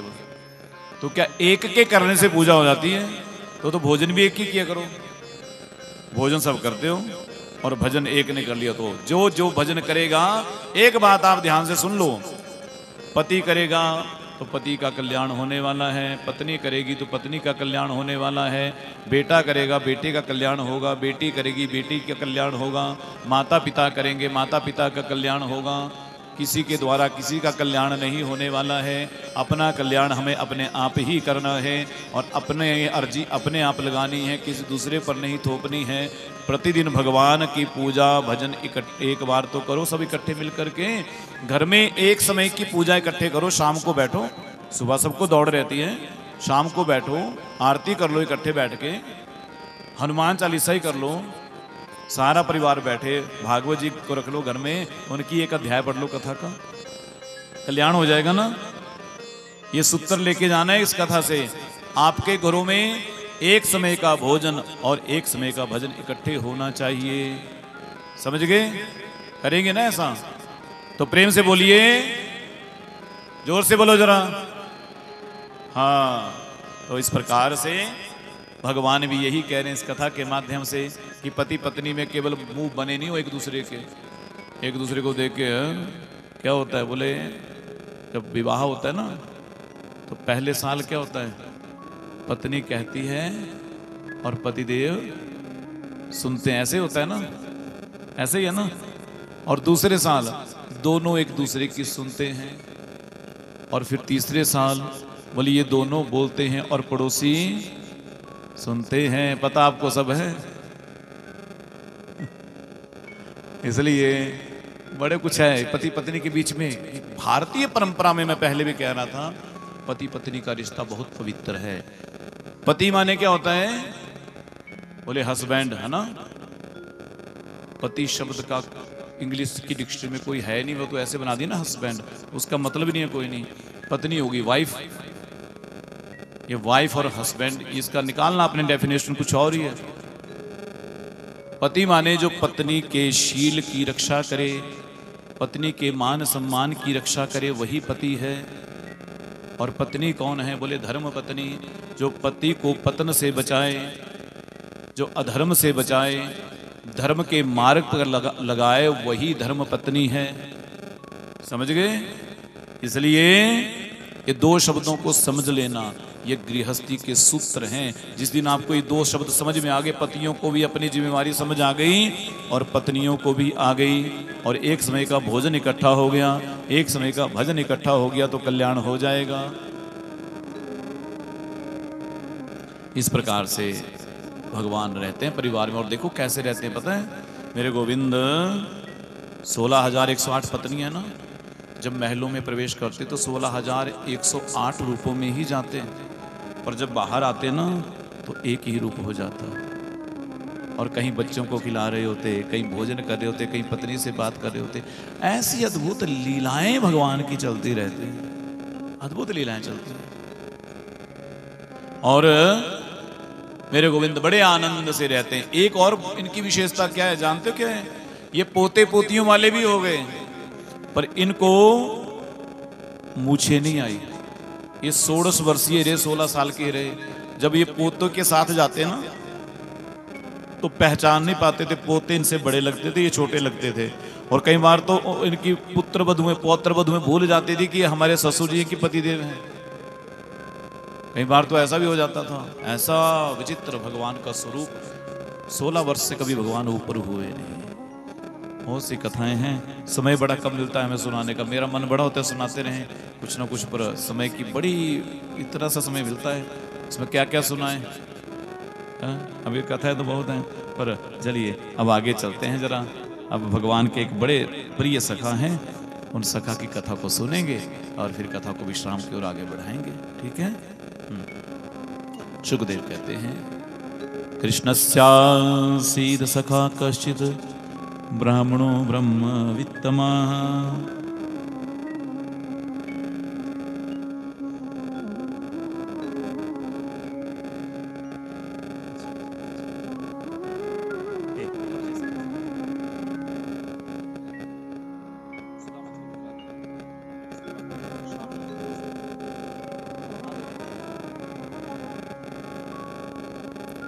आप लोग बड़े सौभाग्यशाली हैं। कैसे? यहाँ भगवान की कथा हो रही है और संत महाराज, आज तो दिव्य मूर्तियां पहुंची हैं, इतने संतों के दर्शन होते हैं नहीं, एक जगह बहुत कम होते हैं। आपका ये गांव भी पावन हो गया, पवित्र हो गया। इतनी महान विभूतियां आज यहाँ प्रकट हुई हैं, पधारी हैं, और मैं अपने आप को भी सौभाग्यशाली समझ रहा हूँ। इतने महान संत यहाँ पहुँचे हैं। तो आइए सुदामा चरित्र के पश्चात हमें संतों के आशीर्वचन भी सुनने को मिलेंगे, है ना। तो सुदामा चरित्र श्रवण करते हैं, उसके बाद महाराज जी से निवेदन करेंगे, फिर वो थोड़ा सा अपना आशीर्वाद हमें देंगे। ठीक है। हाँ, तो सुखदेव कहते हैं, राजन कृष्णस्यासीद सखा कश्चित् ब्राह्मणो ब्रह्मवित्तमाः विरक्ता इंद्रियार्थेषु प्रशांतात्मा जितेन्द्रियाः। तो भगवान श्री कृष्ण के सखा हैं, मित्र ने कहा, यहाँ कहा कृष्णस्यादि सखा, बोले भगवान श्री कृष्ण के सखा हैं, मित्र हैं। मित्र नहीं कहा, सखा कहा। मित्र और सखा में अंतर होता है। मित्र कौन होता है? बोले मित्र वो होता है जो स्वार्थ पड़ने पर याद करे, कभी कभार याद करे, है ना, वो मित्र होता है। और सखा कौन होता है? बोले सखा जिसके साथ हम इकट्ठे खाते हैं, सखा इकट्ठे खाते हैं, इकट्ठे सोते हैं, हाँ, इकट्ठे घूमते हैं, वही तो सखा है। हाँ, कोई 15 मिनट के बाद मैं बोल दूंगा, अपने आप यहां से बोल दूंगा मैं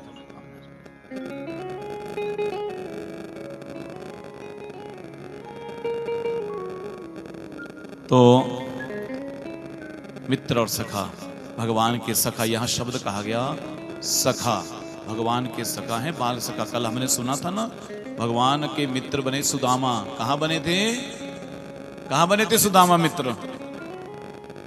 गुरुकुल में जब भगवान पढ़ने गए थे वहीं सुदामा मित्र बने थे। और यही सुदामा भगवान के परम सखा, परम मित्र हैं। और ये सुदामा इतने निर्धन हैं, इतने गरीब हैं कि घर में अन्न का एक दाना नहीं है, भोजन नहीं है, गरीबी है। और एक बात और बोलूं, सुदामा को गरीबी कोई परिवार से नहीं मिली है, परिवार से नहीं मिली। सुदामा ने गरीबी स्वयं ली है अपने मित्र की रक्षा के लिए। जानते हैं, एक बार गुरुकुल में ऋषि भृगु जी आगे भिक्षा मांगने, गुरु माँ थी गुरुकुल में, जहाँ भगवान श्री कृष्ण पढ़ते थे ना, सांदीपनी आश्रम में, वहां पहुंच गए। बोले देवी भिक्षा दो। गुरु माँ ने कहा महाराज अवश्य देती, लेकिन गुरुकुल में इस समय कोई अनाज का दाना नहीं। देखिए हमारी ऋषि परंपरा में जहां भगवान विद्या ग्रहण कर रहे हैं वहां अनाज का एक दाना नहीं है। क्या कहने चाह रही है कथा? ये कि भगवान धन संपदा नहीं देखते। गुरु किसे बनाया? जिनके आश्रम में शाम को आता है, सुबह खत्म हो जाता है, सुबह दोबारा मांगने जाएंगे तब मिलेगा। ऐसा गुरु का सम्मान कम नहीं है पर भगवान के मन में गुरु के प्रति। तो ऐसे गुरु के आश्रम में ऋषि भृगु जी आए। भृगु जी ने कहा भिक्षा दो। जब गुरु माँ ने इनकार कर दिया, बोले है नहीं जी, कुछ कहाँ से दें। भृगु जी को लगा कितना बड़ा गुरुकुल है कि इस गुरुकुल में एक मुट्ठी अनाज भी नहीं है। बोले महाराज अभी जाएंगे शिष्य मांगने तो लाएंगे। फिर भृगु जी को लगा ऐसा हो नहीं सकता। आगे जाके वो एक वाटिका थी, उसमें बैठे, वहां ध्यान लगाया कि देखूं तो सही वास्तव में इनकी कुटिया में कुछ है कि नहीं। जैसे ध्यान लगाया तो 2 पोटलियां चनों की नजर आ गई। बोले 2 पोटलियां चनों की थी, फिर भी उस देवी ने इनकार कर दिया कि कुछ नहीं है, क्योंकि 2 पोटलियां गुरु माँ ने कृष्ण और सुदामा के लिए रखी थी कि ये मेरे, वो उनको बहुत प्रेम करती थी कि जब ये जंगल में लकड़ियां लाने जाएंगे ना तो मैं उनको दे दूंगी दोनों को। इसलिए वो छुपा ली, बताई नहीं कि वो है, वो तो मेरे कृष्ण और सुदामा के लिए है। तो भृगु जी ने देखा, बोले अच्छा हमारे से असत्य भाषण किया, झूठ कहा, इसलिए क्या किया, श्राप दे दिया। बोले जो चने तूने मुझसे छुपाए हैं ना, जो इन चनों को खाएंगे वो गरीब हो जाएगा, निर्धन हो जाएगा, लक्ष्मी चली जाएगी उसकी। इस प्रकार श्राप दे दिया। और इस श्राप को जब दे रहे थे वहीं पास में सुदामा जी तुलसी के पत्ते चुन रहे थे। उन्होंने उस श्राप को सुन लिया। अब सुदामा को लगा यदि हम गुरु माँ को बताएंगे तो गुरु माँ उन चनों को फिकवा देगी, फिकवाएगी तो कहीं वो पैदा होंगे, पौधे लगेंगे, उन पौधों में जो चने लगेंगे उनको कोई खाएगा, वो भी गरीब हो जाएंगे, सब लोग गरीब हो जाएंगे। इसलिए क्या किया, अब गुरु माँ ने दोनों को भेजा जंगल से लकड़ी लाने के लिए। सुदामा ने दोनों चने की पोटलियां ले ली अपने पास। संध्या का समय हो गया, घनघोर बरसात हो रही थी, ठंड का समय था। भगवान पेड़ पर नहीं चढ़ते थे, सुदामा पेड़ पर चढ़ गए और चढ़े तो ऊपर चढ़ करके उन चनों को सोचे अब इनको खा लेता हूं, नहीं तो नीचे पक्का मांगेगा। और सुदामा ने क्या किया, उन चनों को खाना शुरू कर दिया। और चने खाए, जब कड़कड़ की आवाज हो तो भगवान ने पूछ लिया, सुदामा मुझे कड़कड़ की आवाज आ रही है। बोले नहीं नहीं, बारिश हो रही है, ठंड है ना, ठंड के कारण मेरे दांत कटकटा रहे हैं। हाँ, सुदामा ने अपने मित्र में को कोई गरीबी ना आ जाए, मुझे गरीबी आ जाए चलेगा, लेकिन मेरे मित्र को गरीबी नहीं आनी चाहिए। इसलिए सुदामा ने सब चनों को स्वयं ही खा लिया। और भगवान श्री कृष्ण, मेरे गोविंद मेरे कन्हैया निर्धन ना हो जाए, ऐसा सुदामा का बलिदान, त्याग। और यही सुदामा जी महाराज आज अपनी पत्नी के संग रहते हैं ना, घर में अनाज नहीं होता, बच्चे मांगते हैं ना भोजन, तो कभी कभी तो सुशीला कह देती है, बेटा आज एकादशी, आज अनाज नहीं खाना। अच्छा मैया आज एकादशी है? बोले हाँ। बच्चे भी वैसे ही मान जाते हैं, चलो एकादशी होगी। बोले आज अनाज में पाप का निवास होता है, इसलिए आज अनाज को नहीं खाना। जब दूसरा दिन होता, मैया आज तो भोजन बनेगा ना? बोले नहीं बेटा, आज भी एकादशी ही है। बोले मैया ये एकादशी कितने दिन आती है महीने में? बोले बेटा वैसे तो महीने में 2 बार आती है, पर हमारे जीवन में नित्य प्रति एकादशी ही है। माँ की आंखों में आंसू आ गए और बच्चों की हालत देख करके। कभी कभी तो ऐसा दृश्य हो जाता कि बच्चे कहते, मैया बड़े जोर की भूख लगी है, कुछ खाने को दो ना। तो बच्चे जब मांगते तो मैया कहती, चूल्हे पे अभी चावल उबलने को रखे हैं ना, जैसे पक जाएंगे तुम्हें दे दूंगी खाने को। लेकिन अनाज का एक दाना नहीं, केवल उस बर्तन में पानी रखा होता, उबालने के लिए लकड़ियां जल रही होती। एक दिन क्या हुआ, जब ज्यादा आग जल गई, वो मटकी फूट गई। तो बच्चों ने देखा, बोले मैया तू कह रही थी चावल रखे हैं, इसमें तो चावल का एक दाना भी नहीं, पानी ही है। सुशीला की आंखों में आंसू आ गए। भगवान को पुकारती हैं, हे प्रभु क्या हमारा जीवन ऐसा ही रहेगा? मुझसे बच्चों की दशा देखी नहीं जाती। हम जैसे मर्जी रह लें, लेकिन हमारे बालक भूखे रह रहे हैं। और मेरे गोविंद आज एक ब्राह्मण का वेश बना करके सुदामा की कुटिया के बाहर से जा रहे हैं, भगवान का नाम संकीर्तन करते हुए। और देखा यही सुदामा की कुटिया है ना। दरवाजे पर गए, बोले हरिओम नारायण नमो नारायण। सुशीला बाहर आई, बोले हाँ कहिए महाराज। बोले हम भिक्षा दो देवी। सुशीला जानती है घर में तो कोई अनाज का एक दाना नहीं है, भिक्षा कहां से दूं?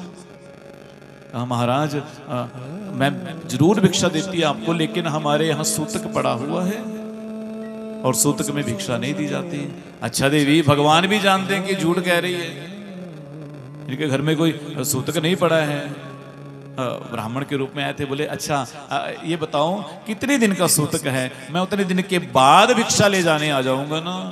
सुशीला कहती है, हे ब्राह्मण देवता, हमारे यहाँ एक दिन का नहीं बल्कि मानो पूरे जीवन का सूतक पड़ा हुआ है। क्या कहती है देवी आप? बोले मेरे घर में मुझसे गरीबी ने जन्म लिया है, गरीबी रूपी कन्या आई है, निर्धनता ने जन्म लिया है महाराज, ये सूतक हटने वाला नहीं है। उन ब्राह्मण देवता ने कहा, ये सुदामा का ही घर है ना? बोले हाँ ये सुदामा का ही घर है। बोले वही सुदामा जिनके मित्र द्वारिकाधीश श्री कृष्ण हैं। सुशीला कहती है, मेरे से तो आज तक कभी कहा नहीं। बोले देवी हम जानते हैं उनके मित्र हैं द्वारिकाधीश कृष्ण, बहुत बड़े आदमी हैं, सारी दुनिया उनको पूजती है, क्या उनसे कभी सहायता नहीं मांगी उन्होंने? बोले इन्होंने मुझे कभी बताया नहीं कि इनके मित्र द्वारिकाधीश है। बोले देवी जब आज आए ना तो तुम पूछ लेना। और आज वो तो ब्राह्मण देवता चले गए, वो तो मेरे गोविंद मेरे कन्हैया ही आए थे ना। और सुदामा जब कुटिया में आए, ध्यान लगा करके बैठने लगे प्रभु भक्ति में। बोले सुशीला आ गई। बोले सुनते हो? बोले हाँ। बोले आप द्वारिकाधीश श्री कृष्ण को जानते हैं? बोले अरे जानता हूं, वो तो मेरा लंगोटिया यार है, हम दोनों इकट्ठे सोते थे, स्कूल में इकट्ठे पढ़े हैं। अच्छा तो आप इकट्ठे पढ़े हैं तो उनसे मिल करके आओ ना, मैंने सुना बहुत बड़े आदमी हैं, थोड़ी बहुत हमारी भी सहायता कर दे। आप तो जानते हम निर्धन हैं, बच्चों की हालत देखी नहीं जाती। सुदामा कहते हैं देवी यदि तुम उनसे कुछ मांगने के लिए भेज रही हो तो मैं कदापि नहीं जाने वाला, बिल्कुल नहीं जाऊंगा। यदि तुम मांगने के लिए भेजोगी मैं कभी नहीं जाऊंगा। सुशीला कहती है मांगने को कौन कहता है, आप जाके तो आओ, मित्र से मिलना चाहिए, जाकर के वर्षों हो गए, आप मिल करके दर्शन तो करके आओ। सुदामा कहते हैं अयम ही परमो लाभा उत्तम श्लोक दर्शना। हे देवी आप जैसी पत्नी सबको मिले जो भगवान से मिलने की प्रेरणा देती है। अयम ही परमो लाभा, ये परम लाभ है। देवी आप कहते हैं मिलने तो जाऊं, लेकिन एक बात और है क्या? बोले घर में अनाज का एक दाना नहीं है। मित्र के यहाँ गुरु के यहाँ खाली हाथ नहीं जाया जाता। बोले वहाँ कुछ लेकर के जाना चाहिए और अपने पास तो कुछ है नहीं, तो कैसे जाएंगे? बोले वो आप चिंता मत करो, मैं अभी व्यवस्था कर देती हूँ। सुशीला ने कभी किसी पड़ोसी से कुछ नहीं मांगा। पड़ोसी सदैव तैयार रहते कि हम तुम्हें कुछ दें, पर सुशीला ने कभी कुछ नहीं मांगा। आज पहली बार सुशीला मांगने गई है। मैं कह रहा था ना, धर्म पत्नी है, धर्म पत्नी है। चाहती तो एक ही पड़ोसी तैयार बैठे बोरियां लेकर के, तुम मांगो, तुम्हें कितना आना चाहिए। वो अयाचक ब्राह्मण है सुदामा, किसी से कुछ मांगते नहीं, जो पूजा पाठ करके कुछ प्राप्त हो जाए उसी से गुजारा करते, ना मिले तो भूखे रह लेंगे, मांगेंगे किसी से कुछ नहीं। वैसी वो पत्नी है, वो भी कभी किसी से कुछ मांगती नहीं। आज सुशीला पहली बार मांगने गई हैं। किसके लिए मांगने गई हैं? भगवान के लिए मांगने गई हैं। और भगवान के लिए भी मांगना भी पड़े तो मांग लेना चाहिए, संकोच नहीं करना चाहिए। भगवान के लिए मांग लो,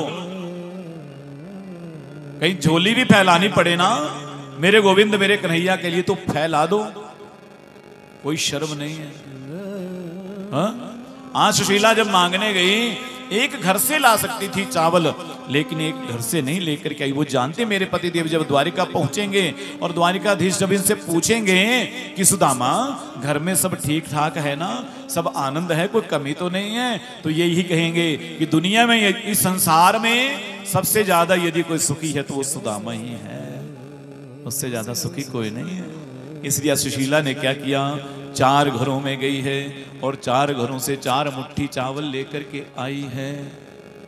क्योंकि बोले जब मेरे कन्हैया मेरे गोविंद उन चावलों को देखेंगे, वो समझ जाएंगे कि इनके घर में अनाज का एक दाना भी मुट्ठी का नहीं है। हाँ? लेकर के आई, कपड़ा नहीं था इसमें बांधती, कपड़े को कई जगह से सिला, पति के हाथ में दिया, बोले जाओ, जाना आप द्वारिका और कह देना ये कन्हैया ये गोविंद भाभी के बारे में पूछे तो कह देना, बोले 1 माह में 2 पाक 2 एकादशी होए। पर गोविंद आपकी कृपा से हमारे यहाँ तो नित्य प्रति एकादशी है, द्वादशी आई नहीं रही। आज सुदामा चले हैं, पर चलते चलते पता क्या हुआ, रास्ता ही भूल गए। जाना था द्वारिका, निकल गए काशी की ओर। बहुत दिनों तक जाते रहे, 3-4 महीने हो गए, पता नहीं चला। किसी से पूछा भैया द्वारिका कितनी दूर है, बोले आप रास्ता भटक गए, वापिस हो। वापिस हुए, वापिस जब चले तो बीच में एक नदी आ गई। अब सुदामा जी पार निकले तो निकले कैसे, पार लगे तो लगे कैसे। बोले अब तो यहाँ कोई नौका भी नहीं, कैसे निकल जाएंगे, तैरना हमें आता नहीं। इतने में एक नाव आती हुई दिखाई दी। केवट आवाज लगा रहा है, अरे किसी को पार जाना है तो आ जाओ ना, किसी को पार जाना है आ जाओ, हम पार लगाने वाले आए हैं। मेरे गोविंद ही नौका लेकर के केवट के रूप में आ गए। सुदामा धोती को इकट्ठा करके खड़े हो गए, क्योंकि देख रहे हैं हमारे पास तो पैसे नहीं है, उतराई कैसे देंगे। बोले हाँ जी पंडित जी आपको जाना है। बोले जाना तो है भैया। बोले तो आओ बैठो, बैठते क्यों नहीं।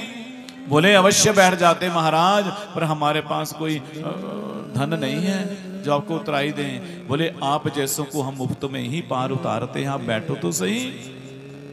और मेरे कन्हैया ने सुदामा को नौका में बिठा लिया।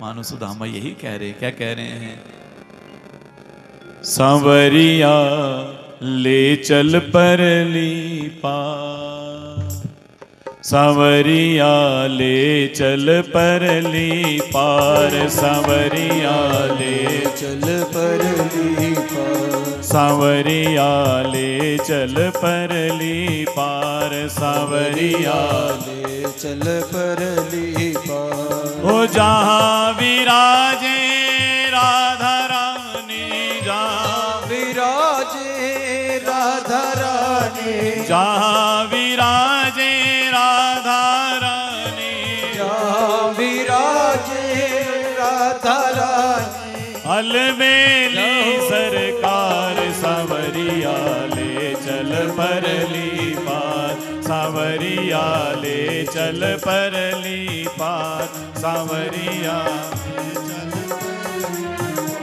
ओ जहाँ विराजे राधा रानी, विराजे राधा रानी, जहाँ विराजे राधा रानी, जहाँ विराजे राधा रानी। अलबेली सरकार सांवरिया ले चल परली पार, सांवरिया ले चल परली पार, सांवरिया ले चल परली पार, सांवरिया ले चल परली पार। ओ गुण अवगुण सब तेरे अर्पण, गुण अवगुण सब तेरे अर्पण, बुद्धि सहित मन तेरे अर्पण, बुद्धि सहित सब मेरे अर्पण। ये जीवन भी तेरे अर्पण, ये जीवन भी तेरे अर्पण, ये जीवन भी तेरे अर्पण, ये जीवन भी तेरे अर्पण। सांवरिया मैं तेरी रागिनी, सांवरिया मैं तेरी रागनी, सांवरिया मैं तेरी रागिनी, सांवरिया मैं तेरी रागनी। तू मेरा राग मल्हार, सांवरिया ले चल परली पार, सांवरिया ले चल परली पार, सांवरिया ले चल परली पार। श्री राधे ताली सेवा।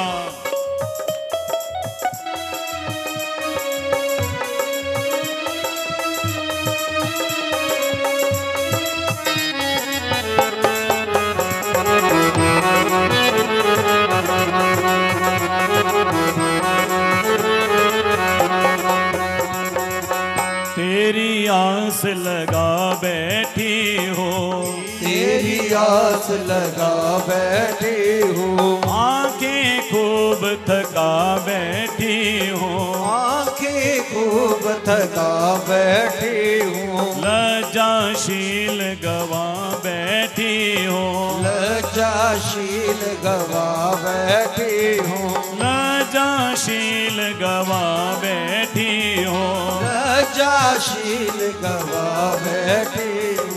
बहुत हुई अब हार गई मैं, बहुत हुई अब हार गई मैं, बहुत हुई अब हार गई मैं, बहुत हुई अब हार गई मैं। क्यों छोड़ा मझधार, सांवरिया ले चल परली पार, सांवरिया ले चल परली पार, सांवरिया ले चल परली पार, सांवरिया ले चल परली पार, सांवरिया ले चल परली पार।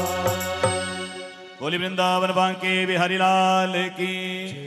मानो सुदामा यही कह रहे हैं, कन्हैया पार लगा दो। और मेरे गोविंद देख रहे हैं सुदामा को।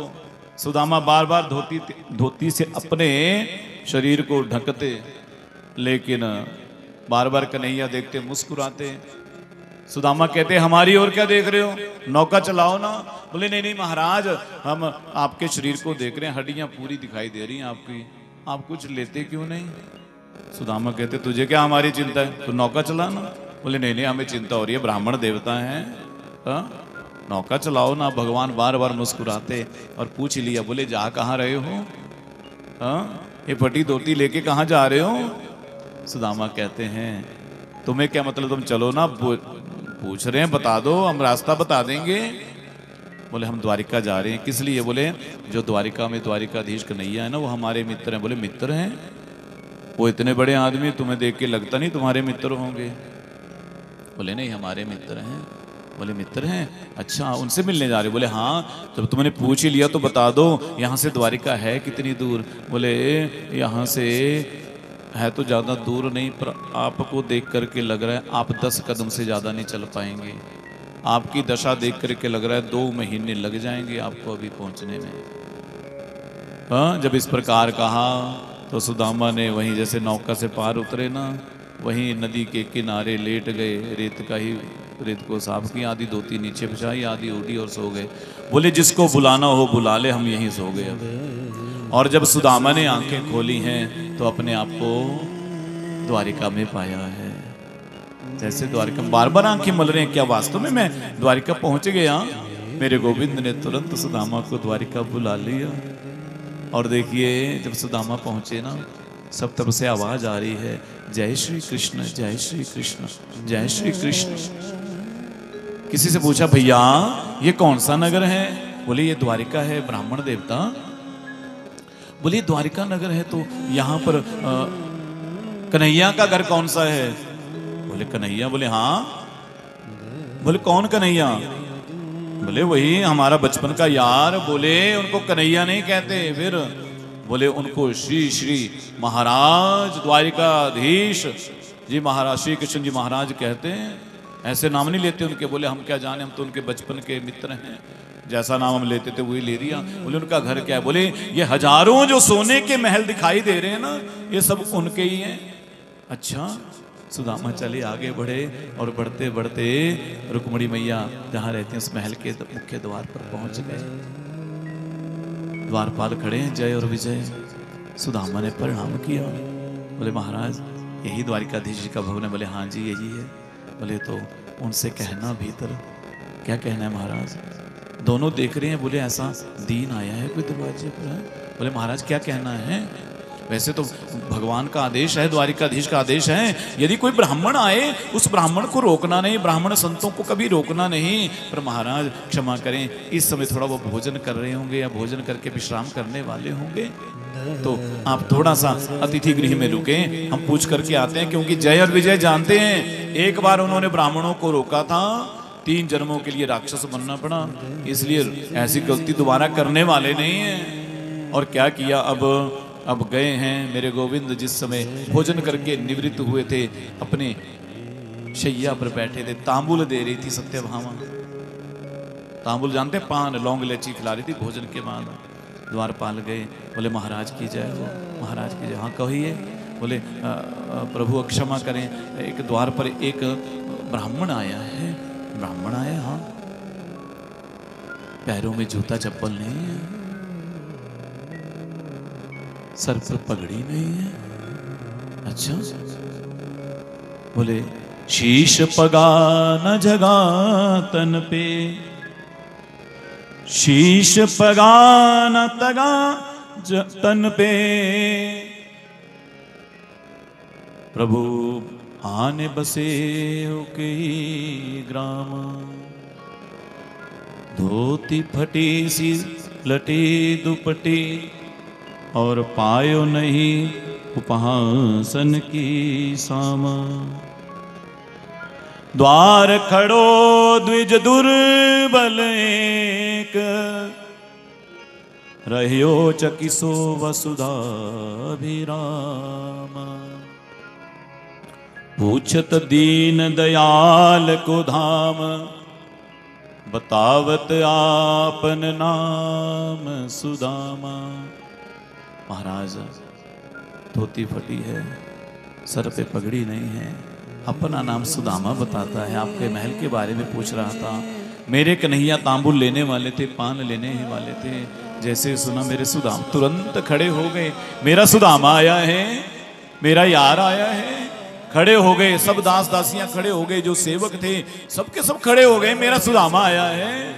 बोले ऐसा? द्वारपालों ने हाथ जोड़ के, हमसे कोई अपराध हो गया प्रभु? किसी से बात नहीं की, दौड़ पड़े हैं नंगे ही पांव मेरे गोविंद। 7 देहलियों के पीछे रहते हैं भगवान, 7 दरवाजों के पीछे एक एक देहली को लांघते जा रहे हैं। कोई पता नहीं लग रहा कौन टकरा रहा है, पीताम्बर कहाँ गिरा, कोई पता नहीं लगा। मेरे कन्हैया दौड़े दौड़े चले आए मुख्य द्वार पर, और बस यही कहते जा रहे हैं, मेरा सुदामा आया है, मेरा सुदामा आया है। सब पीछे पीछे भागे जा रहे हैं, कौन आ गया ऐसा? हाँ, आज तक भगवान को ऐसे दौड़ते हुए नहीं देखा। भगवान से मिलने बहुत लोग आते हैं, संत आते हैं, योगी आते हैं, देवी देवता आते हैं, बड़े बड़े लोग आते हैं, पर भगवान कभी ऐसे दौड़े नहीं मिलने के लिए। आज मेरे गोविंद, मेरे द्वारिकाधीश सुदामा से मिलने के लिए दौड़े हैं। मुख्य द्वार पर पहुंचे, जाकर के जब सुदामा को देखा, सुदामा ने हाथ जोड़े। हा? भगवान कहते हैं हाथ जोड़ रहे हैं मित्र के सामने, गले नहीं लगेगा। सुदामा संकोच कर रहे हैं कि इतना बड़ा आदमी मैं कैसे गले लगूंगा। भगवान ने जबरदस्ती गले लगा लिया अपने। सुदामा बड़े दिनों के बाद आया, निहार रहे हैं मेरे गोविंद सुदामा को। सुदामा बस भगवान को देख रहे, आंखों में आंसू आ गए। प्रभु हाँ तो ठीक है, आप मिल गए, चलते हैं। बोले यहां से जाएगा, मित्र के घर नहीं चलेगा।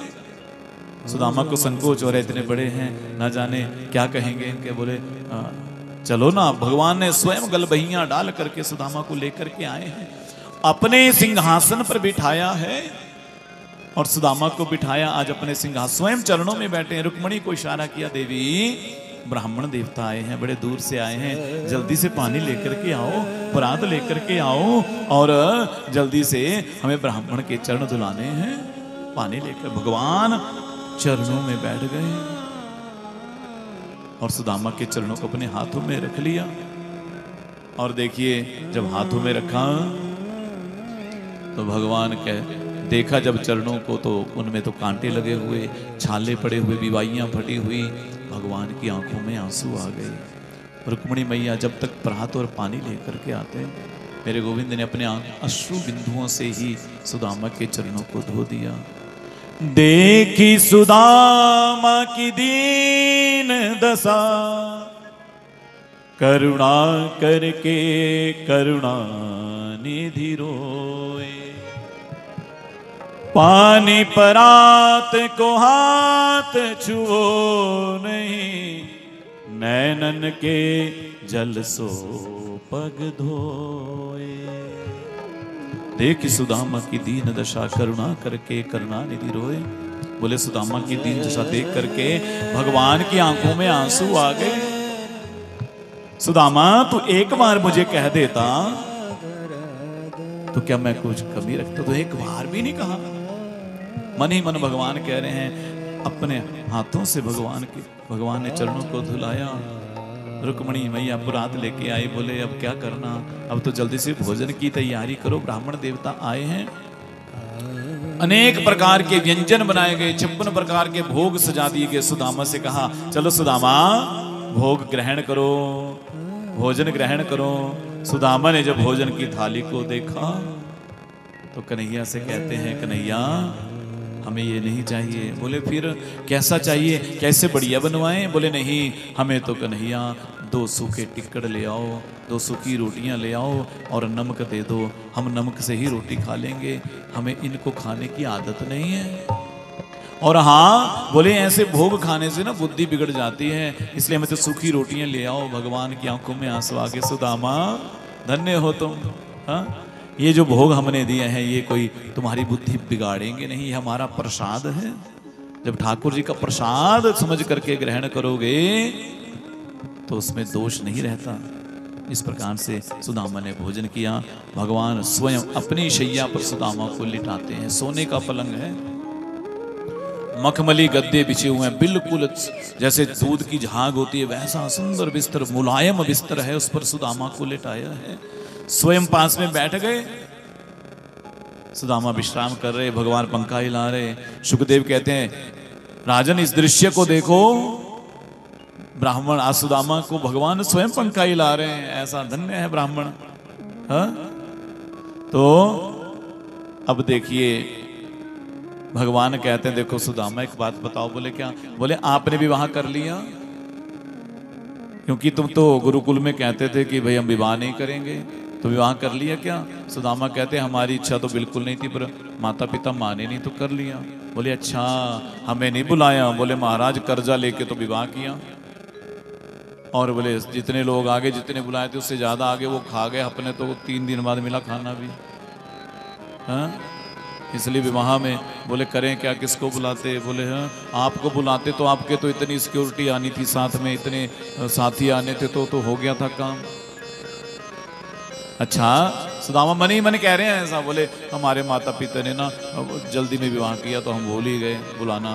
पर कन्हैया कहते हैं ठीक है सुदामा, पर कन्हैया तुमने विवाह किया? बोले हाँ, पर अपनी बात हम बाद में बताएंगे, पहले ये बता तू अकेला होता ना तो खाली आ जाता तो चल पड़ता, पर ये बता हमारी भाभी ने हमारे लिए कुछ भेजा नहीं है? बोले सुदामा सारी उस चकाचौंध को देख करके संकोचित हो रहे हैं कि इस चावल की पोटली को निकालो तो निकालूं कैसे?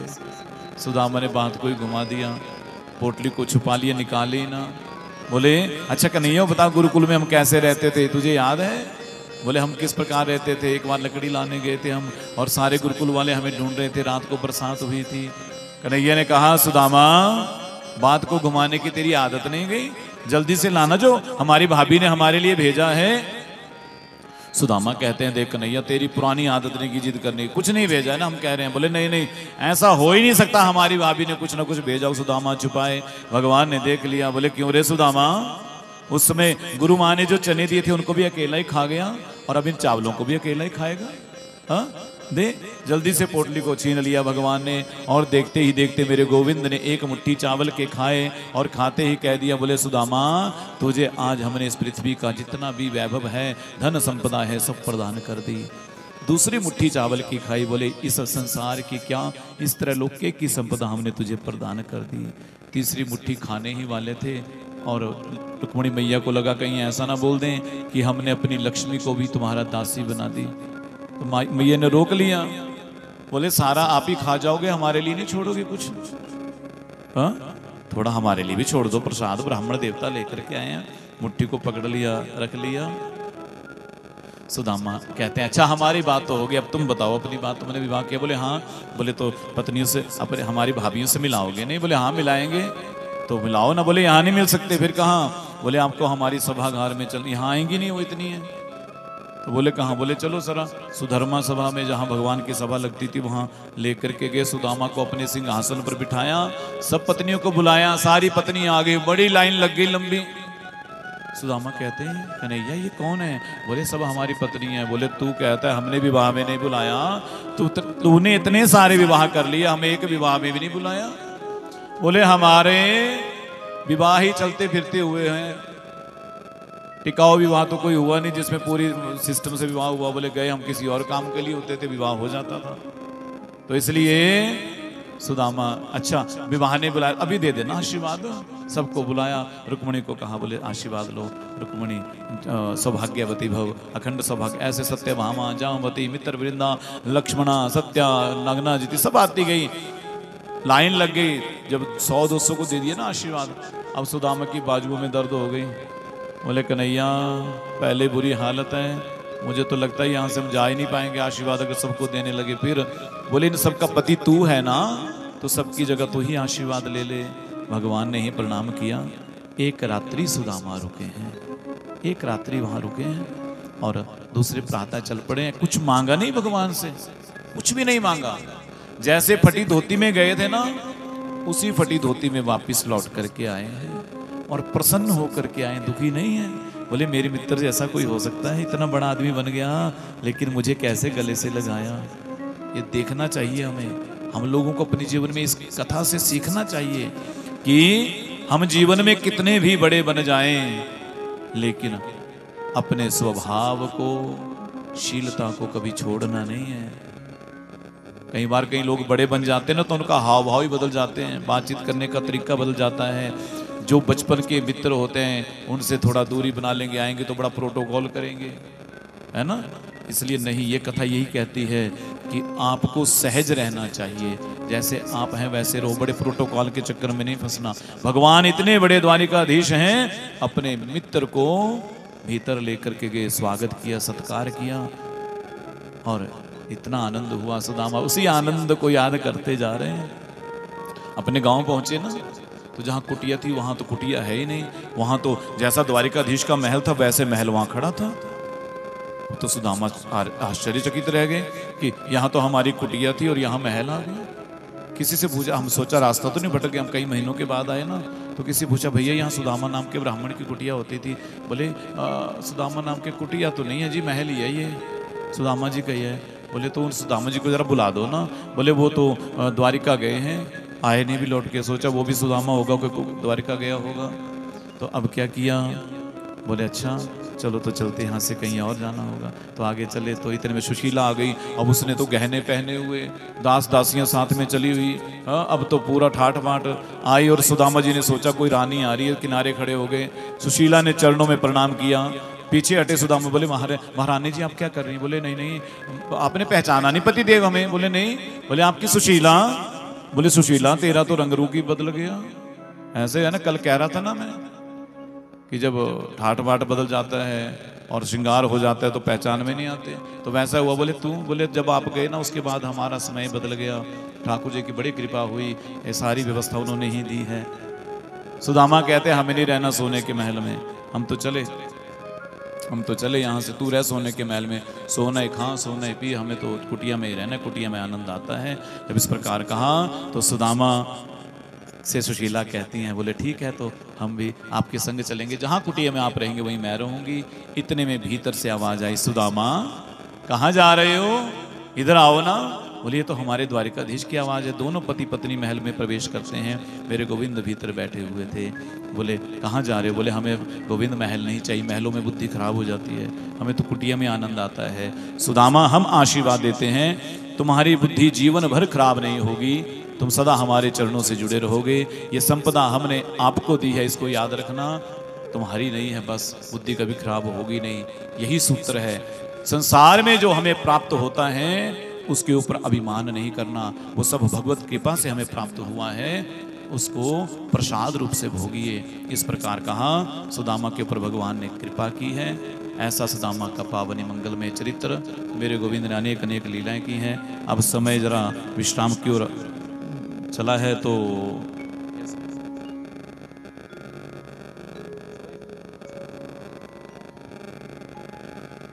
अच्छा बस तो अब भगवान 125 वर्षों तक धराधाम पर रहे हैं। अपने पोतों से पुत्रों से कहते कि भाई संसार में तुम बड़े से बड़ा अपराध कर देना, मैं छुड़ा लूंगा, पर संतों और ब्राह्मणों का अपराध कभी नहीं करना। संत और ब्राह्मणों का अपराध करोगे तो मैं भी नहीं बचा सकता। पर अब समझाते चाहे कितने रहो, लोग तो अपराध कर ही देते हैं। तो बच्चों ने भी दादाजी की बात, पिताजी की बात मानी नहीं। संत आए थे द्वारिका में, भगवान भी जान गए कि अब यादव इतने बढ़ गए ना, 56 करोड़ हो गए थे यादव, 56 करोड़ परिवार हो गया था, और वही सबसे ज्यादा भार हो गए थे धरती पर। इसलिए धरती पर भार हो गए थे, तो भगवान ने सोचा इनका कल्याण किया जाए। तो क्या किया, संत आए हैं चतुर्मास्य करने के लिए। ब्राह्मण ने समझाया संतों का अपमान मत करना, लेकिन क्या हुआ, अब उन्होंने ही परीक्षा ले ली। सांप के साड़ी पहनाई, पेट पर बहुत से कपड़े बांधे। बोले महाराज बताओ इसके क्या होगा, बेटा होगी कि बेटी। संतों ने कई बार मना किया, बोले कुछ आता जाता नहीं, पखंड करते हो। जब इस प्रकार कहा, ऋषि दुर्वासा ने श्राप दे दिया, बोले जाओ, जो इसके पेट से निकलेगा वो तुम्हारे कुल का काल होगा। इस प्रकार से कहा, और कुल का काल होगा। तो जैसे साड़ी को खोला तो लोहे का टुकड़ा निकला, मुदगर निकला, और उस मुदगर को अब उग्रसेन जी के पास चले गए। बोले महाराज ऐसा ऐसा हुआ। जब कहा तो अब कहते हैं उग्रसेन जी बोले तो कोई बात नहीं, चूरा किया, समुद्र में फेंका, उसी से एरका नाम की घास हुई। सब यादव जो है वारुणी नाम की मदिरा को पी करके आपस में लड़ने लगे, एक दूसरे के साथ शस्त्रों से लड़े। पहले शस्त्र खत्म हो गए, उस घास को उखाड़ उखाड़ के एक दूसरे को मारने लगे, समाप्त होने लगे। और इधर जो चूरा समुद्र में फेंका था, एक टुकड़ा मछली ने निकला, और वो मछली जरा नाम के शिकारी के यहाँ पहुंच गई। उसने उस टुकड़े को निकाला पेट में से, तो उससे एक तीर बना लिया, बोले इससे शिकार करूंगा, पहना किया। और अब मेरे गोविंद जान गए, बोले अब लीलाओं का संवरण करना है। कथाएं बहुत हैं बीच में, कभी सुनाएंगे। तो अब लीलाओं का संवरण करना है भाई। तो भगवान प्रभास क्षेत्र में दारू को लेकर के आए हैं, उद्धव को बुलाया है, उद्धव को बड़ा सुंदर उपदेश दिया है, और नवयोगेश्वर संवाद हुआ है। गुरु दत्तात्रेय जी के 24 गुरुओं का वर्णन आया है। और फिर आगे चल करके उन्हीं जरा नाम के बहेलिए भगवान वृक्ष के नीचे पैर के ऊपर पैर रख के बड़े थे ना, ऐसे लेटे थे, तो ऐसे पैर किया था, उसे लगा कोई मृग हिरण है, बाण छोड़ा, वही बाण छोड़ा, वही जिसके ऊपर वो टुकड़ा लगा था, और भगवान के चरणों में वो बाण लगा। भगवान कराए, और जैसे ही कराए वो जरा नाम का बहेलिया दौड़ा दौड़ा है, भगवान से क्षमा याचना की, प्रभु मेरे अपराध को क्षमा करिए। भगवान कहते हैं, हे बहेलिए तुम निश्चिंत हो जाओ, तो स्वर्ग को जाएगा, तो नरक को नहीं जाएगा, यह हमारा आशीर्वाद है। उसको स्वर्ग भेजा है। अब सारे देवता देख रहे हैं कि भगवान जाएंगे कहाँ, अपनी लीलाओं का संवरण करके। मेरे गोविंद आज वो जो शरीर है उनका, वो एक तेज पुंज के रूप में परिणीत हो गया, प्रकट हो गया। और देखते देखते वो ज्योति जो है कहीं गई नहीं है, वही ज्योति भागवत जी में आकर के विराजमान हो गई है। बोलिए भागवत भगवान की। सूत जी महाराज, सुखदेव जी वृक्ष से आगे आने वाले कलयुग के लक्षणों को बतलाते हैं। कलयुग के लक्षणों का वर्णन किया है। बोले इस कलयुग की आयु होगी 4,32,000 वर्ष, और जब 800 वर्ष शेष रह जाएंगे तो उत्तर प्रदेश के संभल नगर में, संभल जानते हैं ना जो आजकल बड़ी चर्चा में है, वहीं पर भगवान ब्राह्मण कुल में अवतार लेंगे। विष्णु नामक ब्राह्मण के घर आएंगे, कल की अवतार होगा भगवान का। बोलिए कल की भगवान की। इस प्रकार से शुकदेव जी कहते हैं राजन, मैंने आपको भागवत कथा का यहाँ श्रवण कराया, और अब आप बताओ राजन, अब हम चलते हैं तो हमें अनुमति दो, अब क्या होगा। बोले परीक्षित कहते हैं गुरुदेव अब तक्षक आएगा, मुझे डसेगा और मेरी मृत्यु होगी। बोले अभी भी तू सोच रहा है तेरी मृत्यु, कौन मरता है, आत्मा तो अजर अमर है, शाश्वत है। इस प्रकार से कहा तो परीक्षित को पुनः उपदेश दिया। परीक्षित जी ने शुकदेव जी का पूजन किया, और पूजन करके शुकदेव जी वहां से विदा हुए। देखिए शुकदेव जी ने एक ही कथा सुनाई है। परीक्षित जी को इसके बाद पुनः गोलोक धाम पधार गए हैं। पूजन करने के बाद फिर परीक्षित जी बैठे हैं, तक्षक छद्म वेश में आया है, पर जब तक डसा उससे पहले परीक्षित महाराज मुक्त हो गए थे। भागवत कथा सुनने से मुक्ति हो गई थी उनकी। और सूत जी कहते हैं हे ऋषियों, इस प्रकार फिर आगे जन्मेजय ने सर्प यज्ञ किया। बृहस्पति आए आस्तिक ऋषि जी को लेकर के, उस सर्प यज्ञ को रुकवाया, जन्मेजय को समझाया, और इसी प्रकार से कलयुग प्रारंभ हुआ। और ये सारी घटना पता कब की है? 5000 वर्ष पहले की है। अभी 5000 साल हुए कलयुग को शुरू हुए, तो इतने समय हुआ है। और इस प्रकार से सूत जी महाराज कहते हैं कि ऋषियों, हमने आपको भागवत की कथा श्रवण कराई, तो मैंने भी श्रवण कराई ना आप लोगों को। 7 दिनों तक समय बड़ा कम मिला, पर फिर भी प्रयास किया। पहले दिन हमने महात्म्य श्रवण किया, दूसरे दिन भीष्म स्तुति श्रवण की, और आगे चल करके ध्रुव चरित्र, नरसिंह वामन अवतार की कथाओं को श्रवण किया। आगे चल करके राम कथा, फिर भगवान श्री कृष्ण का जन्मोत्सव मनाया, दिव्य महारास, गोवर्धन पूजा, और साथ में फिर हमने भगवान के विवाह की कथा को श्रवण किया। आज हमने भगवान के विवाह और सुदामा चरित्र को श्रवण किया। कथा को विश्राम दे उससे पूर्व मैं सबका आपका आभारी हूँ। आप सबने 7 दिनों तक यहाँ कथा को सुना, और आप सबने आनंद लिया होगा। लिया आनंद? प्रेम से बोलिए हाँ। पर मेरे लिए समय कम था कथा सुनाने का, क्योंकि आप समय से नहीं आते थे ना। कम से कम 4 घंटे कथा होनी चाहिए थी, तब आनंद आना था। फिर भी जितना समय मिला उतना हमने बहुत आनंद किया। परम वंदनीय, प्रातः स्मरणीय, पूजनीय महाराज जी, श्री महंत नागा बाबा रमाशंकर गिरी जी महाराज जी की प्रेरणा से सारा यज्ञ कार्य संपन्न हो रहा है। और बहुत सुंदर व्यवस्था, अच्छी व्यवस्था जिसको कह सकते हैं, और इतना सुंदर इनका भाव, बहुत अद्भुत यहाँ सारी व्यवस्था। आनंद आया इतने दिनों तक, नई ऊर्जा, नई शक्ति हमें प्राप्त हुई है। बहुत ही सुंदर स्थान है। तप महाराज जी की तपस्या, तपोबल के कारण यहाँ पर आपको पॉजिटिव एनर्जी बहुत ज़्यादा मिलेगी। यही महाराज जी के तप का परिणाम है। बहुत आनंद आया इन 7 दिनों तक। हमारे युवा साथी जो यहाँ रहे दिन रात, बहुत सेवा की इन्होंने, और दिन में रात को यहीं ठंड में सोना भी, सबने हमारे साथ जगना, और सारी व्यवस्था, गर्म पानी किसको चाहिए, ठंडा किसको चाहिए, कब चाय चाहिए, कब फलार, सारी व्यवस्था दौड़ दौड़ के पूरी सफाई भी करनी, बहुत किया। इन सबका आभार व्यासपीठ से। मेरे गोविंद सबके ऊपर करुणा कृपा बनाए रखें। और जितने भी हमारे महाराज आज पहुँचे हैं, आप सबका पुनः बहुत बहुत स्वागत, अभिनंदन, और आप सब श्रोताओं का बहुत बहुत धन्यवाद। मेरे द्वारा, मेरे साथियों के द्वारा किसी प्रकार का भी कोई अपराध हुआ हो, वाणी से, मनसा वाचा कर्मणा, उसके लिए आप क्षमा करेंगे। और हमारी ये जो साउंड की व्यवस्था है ना, हमारे भाई संजय जी, ये तो आपके नज़दीक के, सारे लोग नज़दीक के ही हैं आपके, हम 2 ही हैं ज़रा दूर के थोड़े, बाकी तो नज़दीक ही हैं ज़्यादा। तो इनकी भी बहुत सुंदर व्यवस्था है साउंड की, बहुत आनंद आता है। और इनकी इतनी बढ़िया यहाँ लाइट, टेंट सब इनका ही था।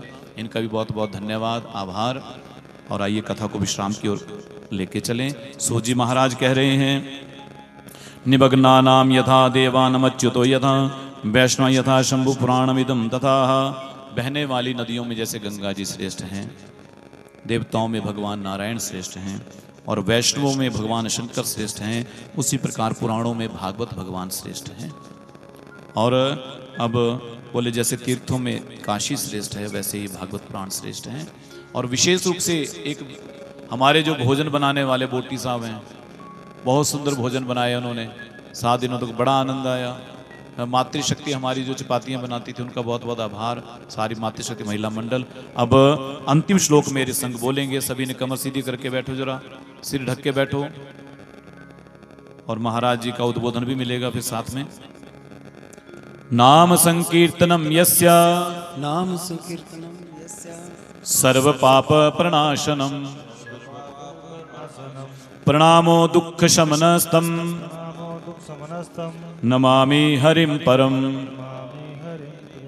नाम संकीर्तनम यस्य, सर्व पाप प्रणाशनम,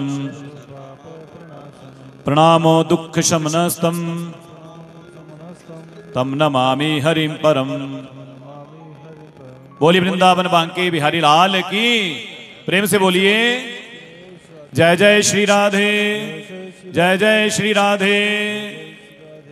अब मेरा निवेदन रहेगा, श्री गीतानंद गिरी जी महाराज, आप सब हम सब का आशीर्वाद है जी। अच्छा यहाँ ऐसा, अच्छा स्वामी श्री गीतानंद सरस्वती जी महाराज जी से निवेदन रहेगा, आप अपना आशीर्वचन हमें प्रदान करें। प्रेम से बोलिए, महाराज जी के लिए ताली बजाओ जरा।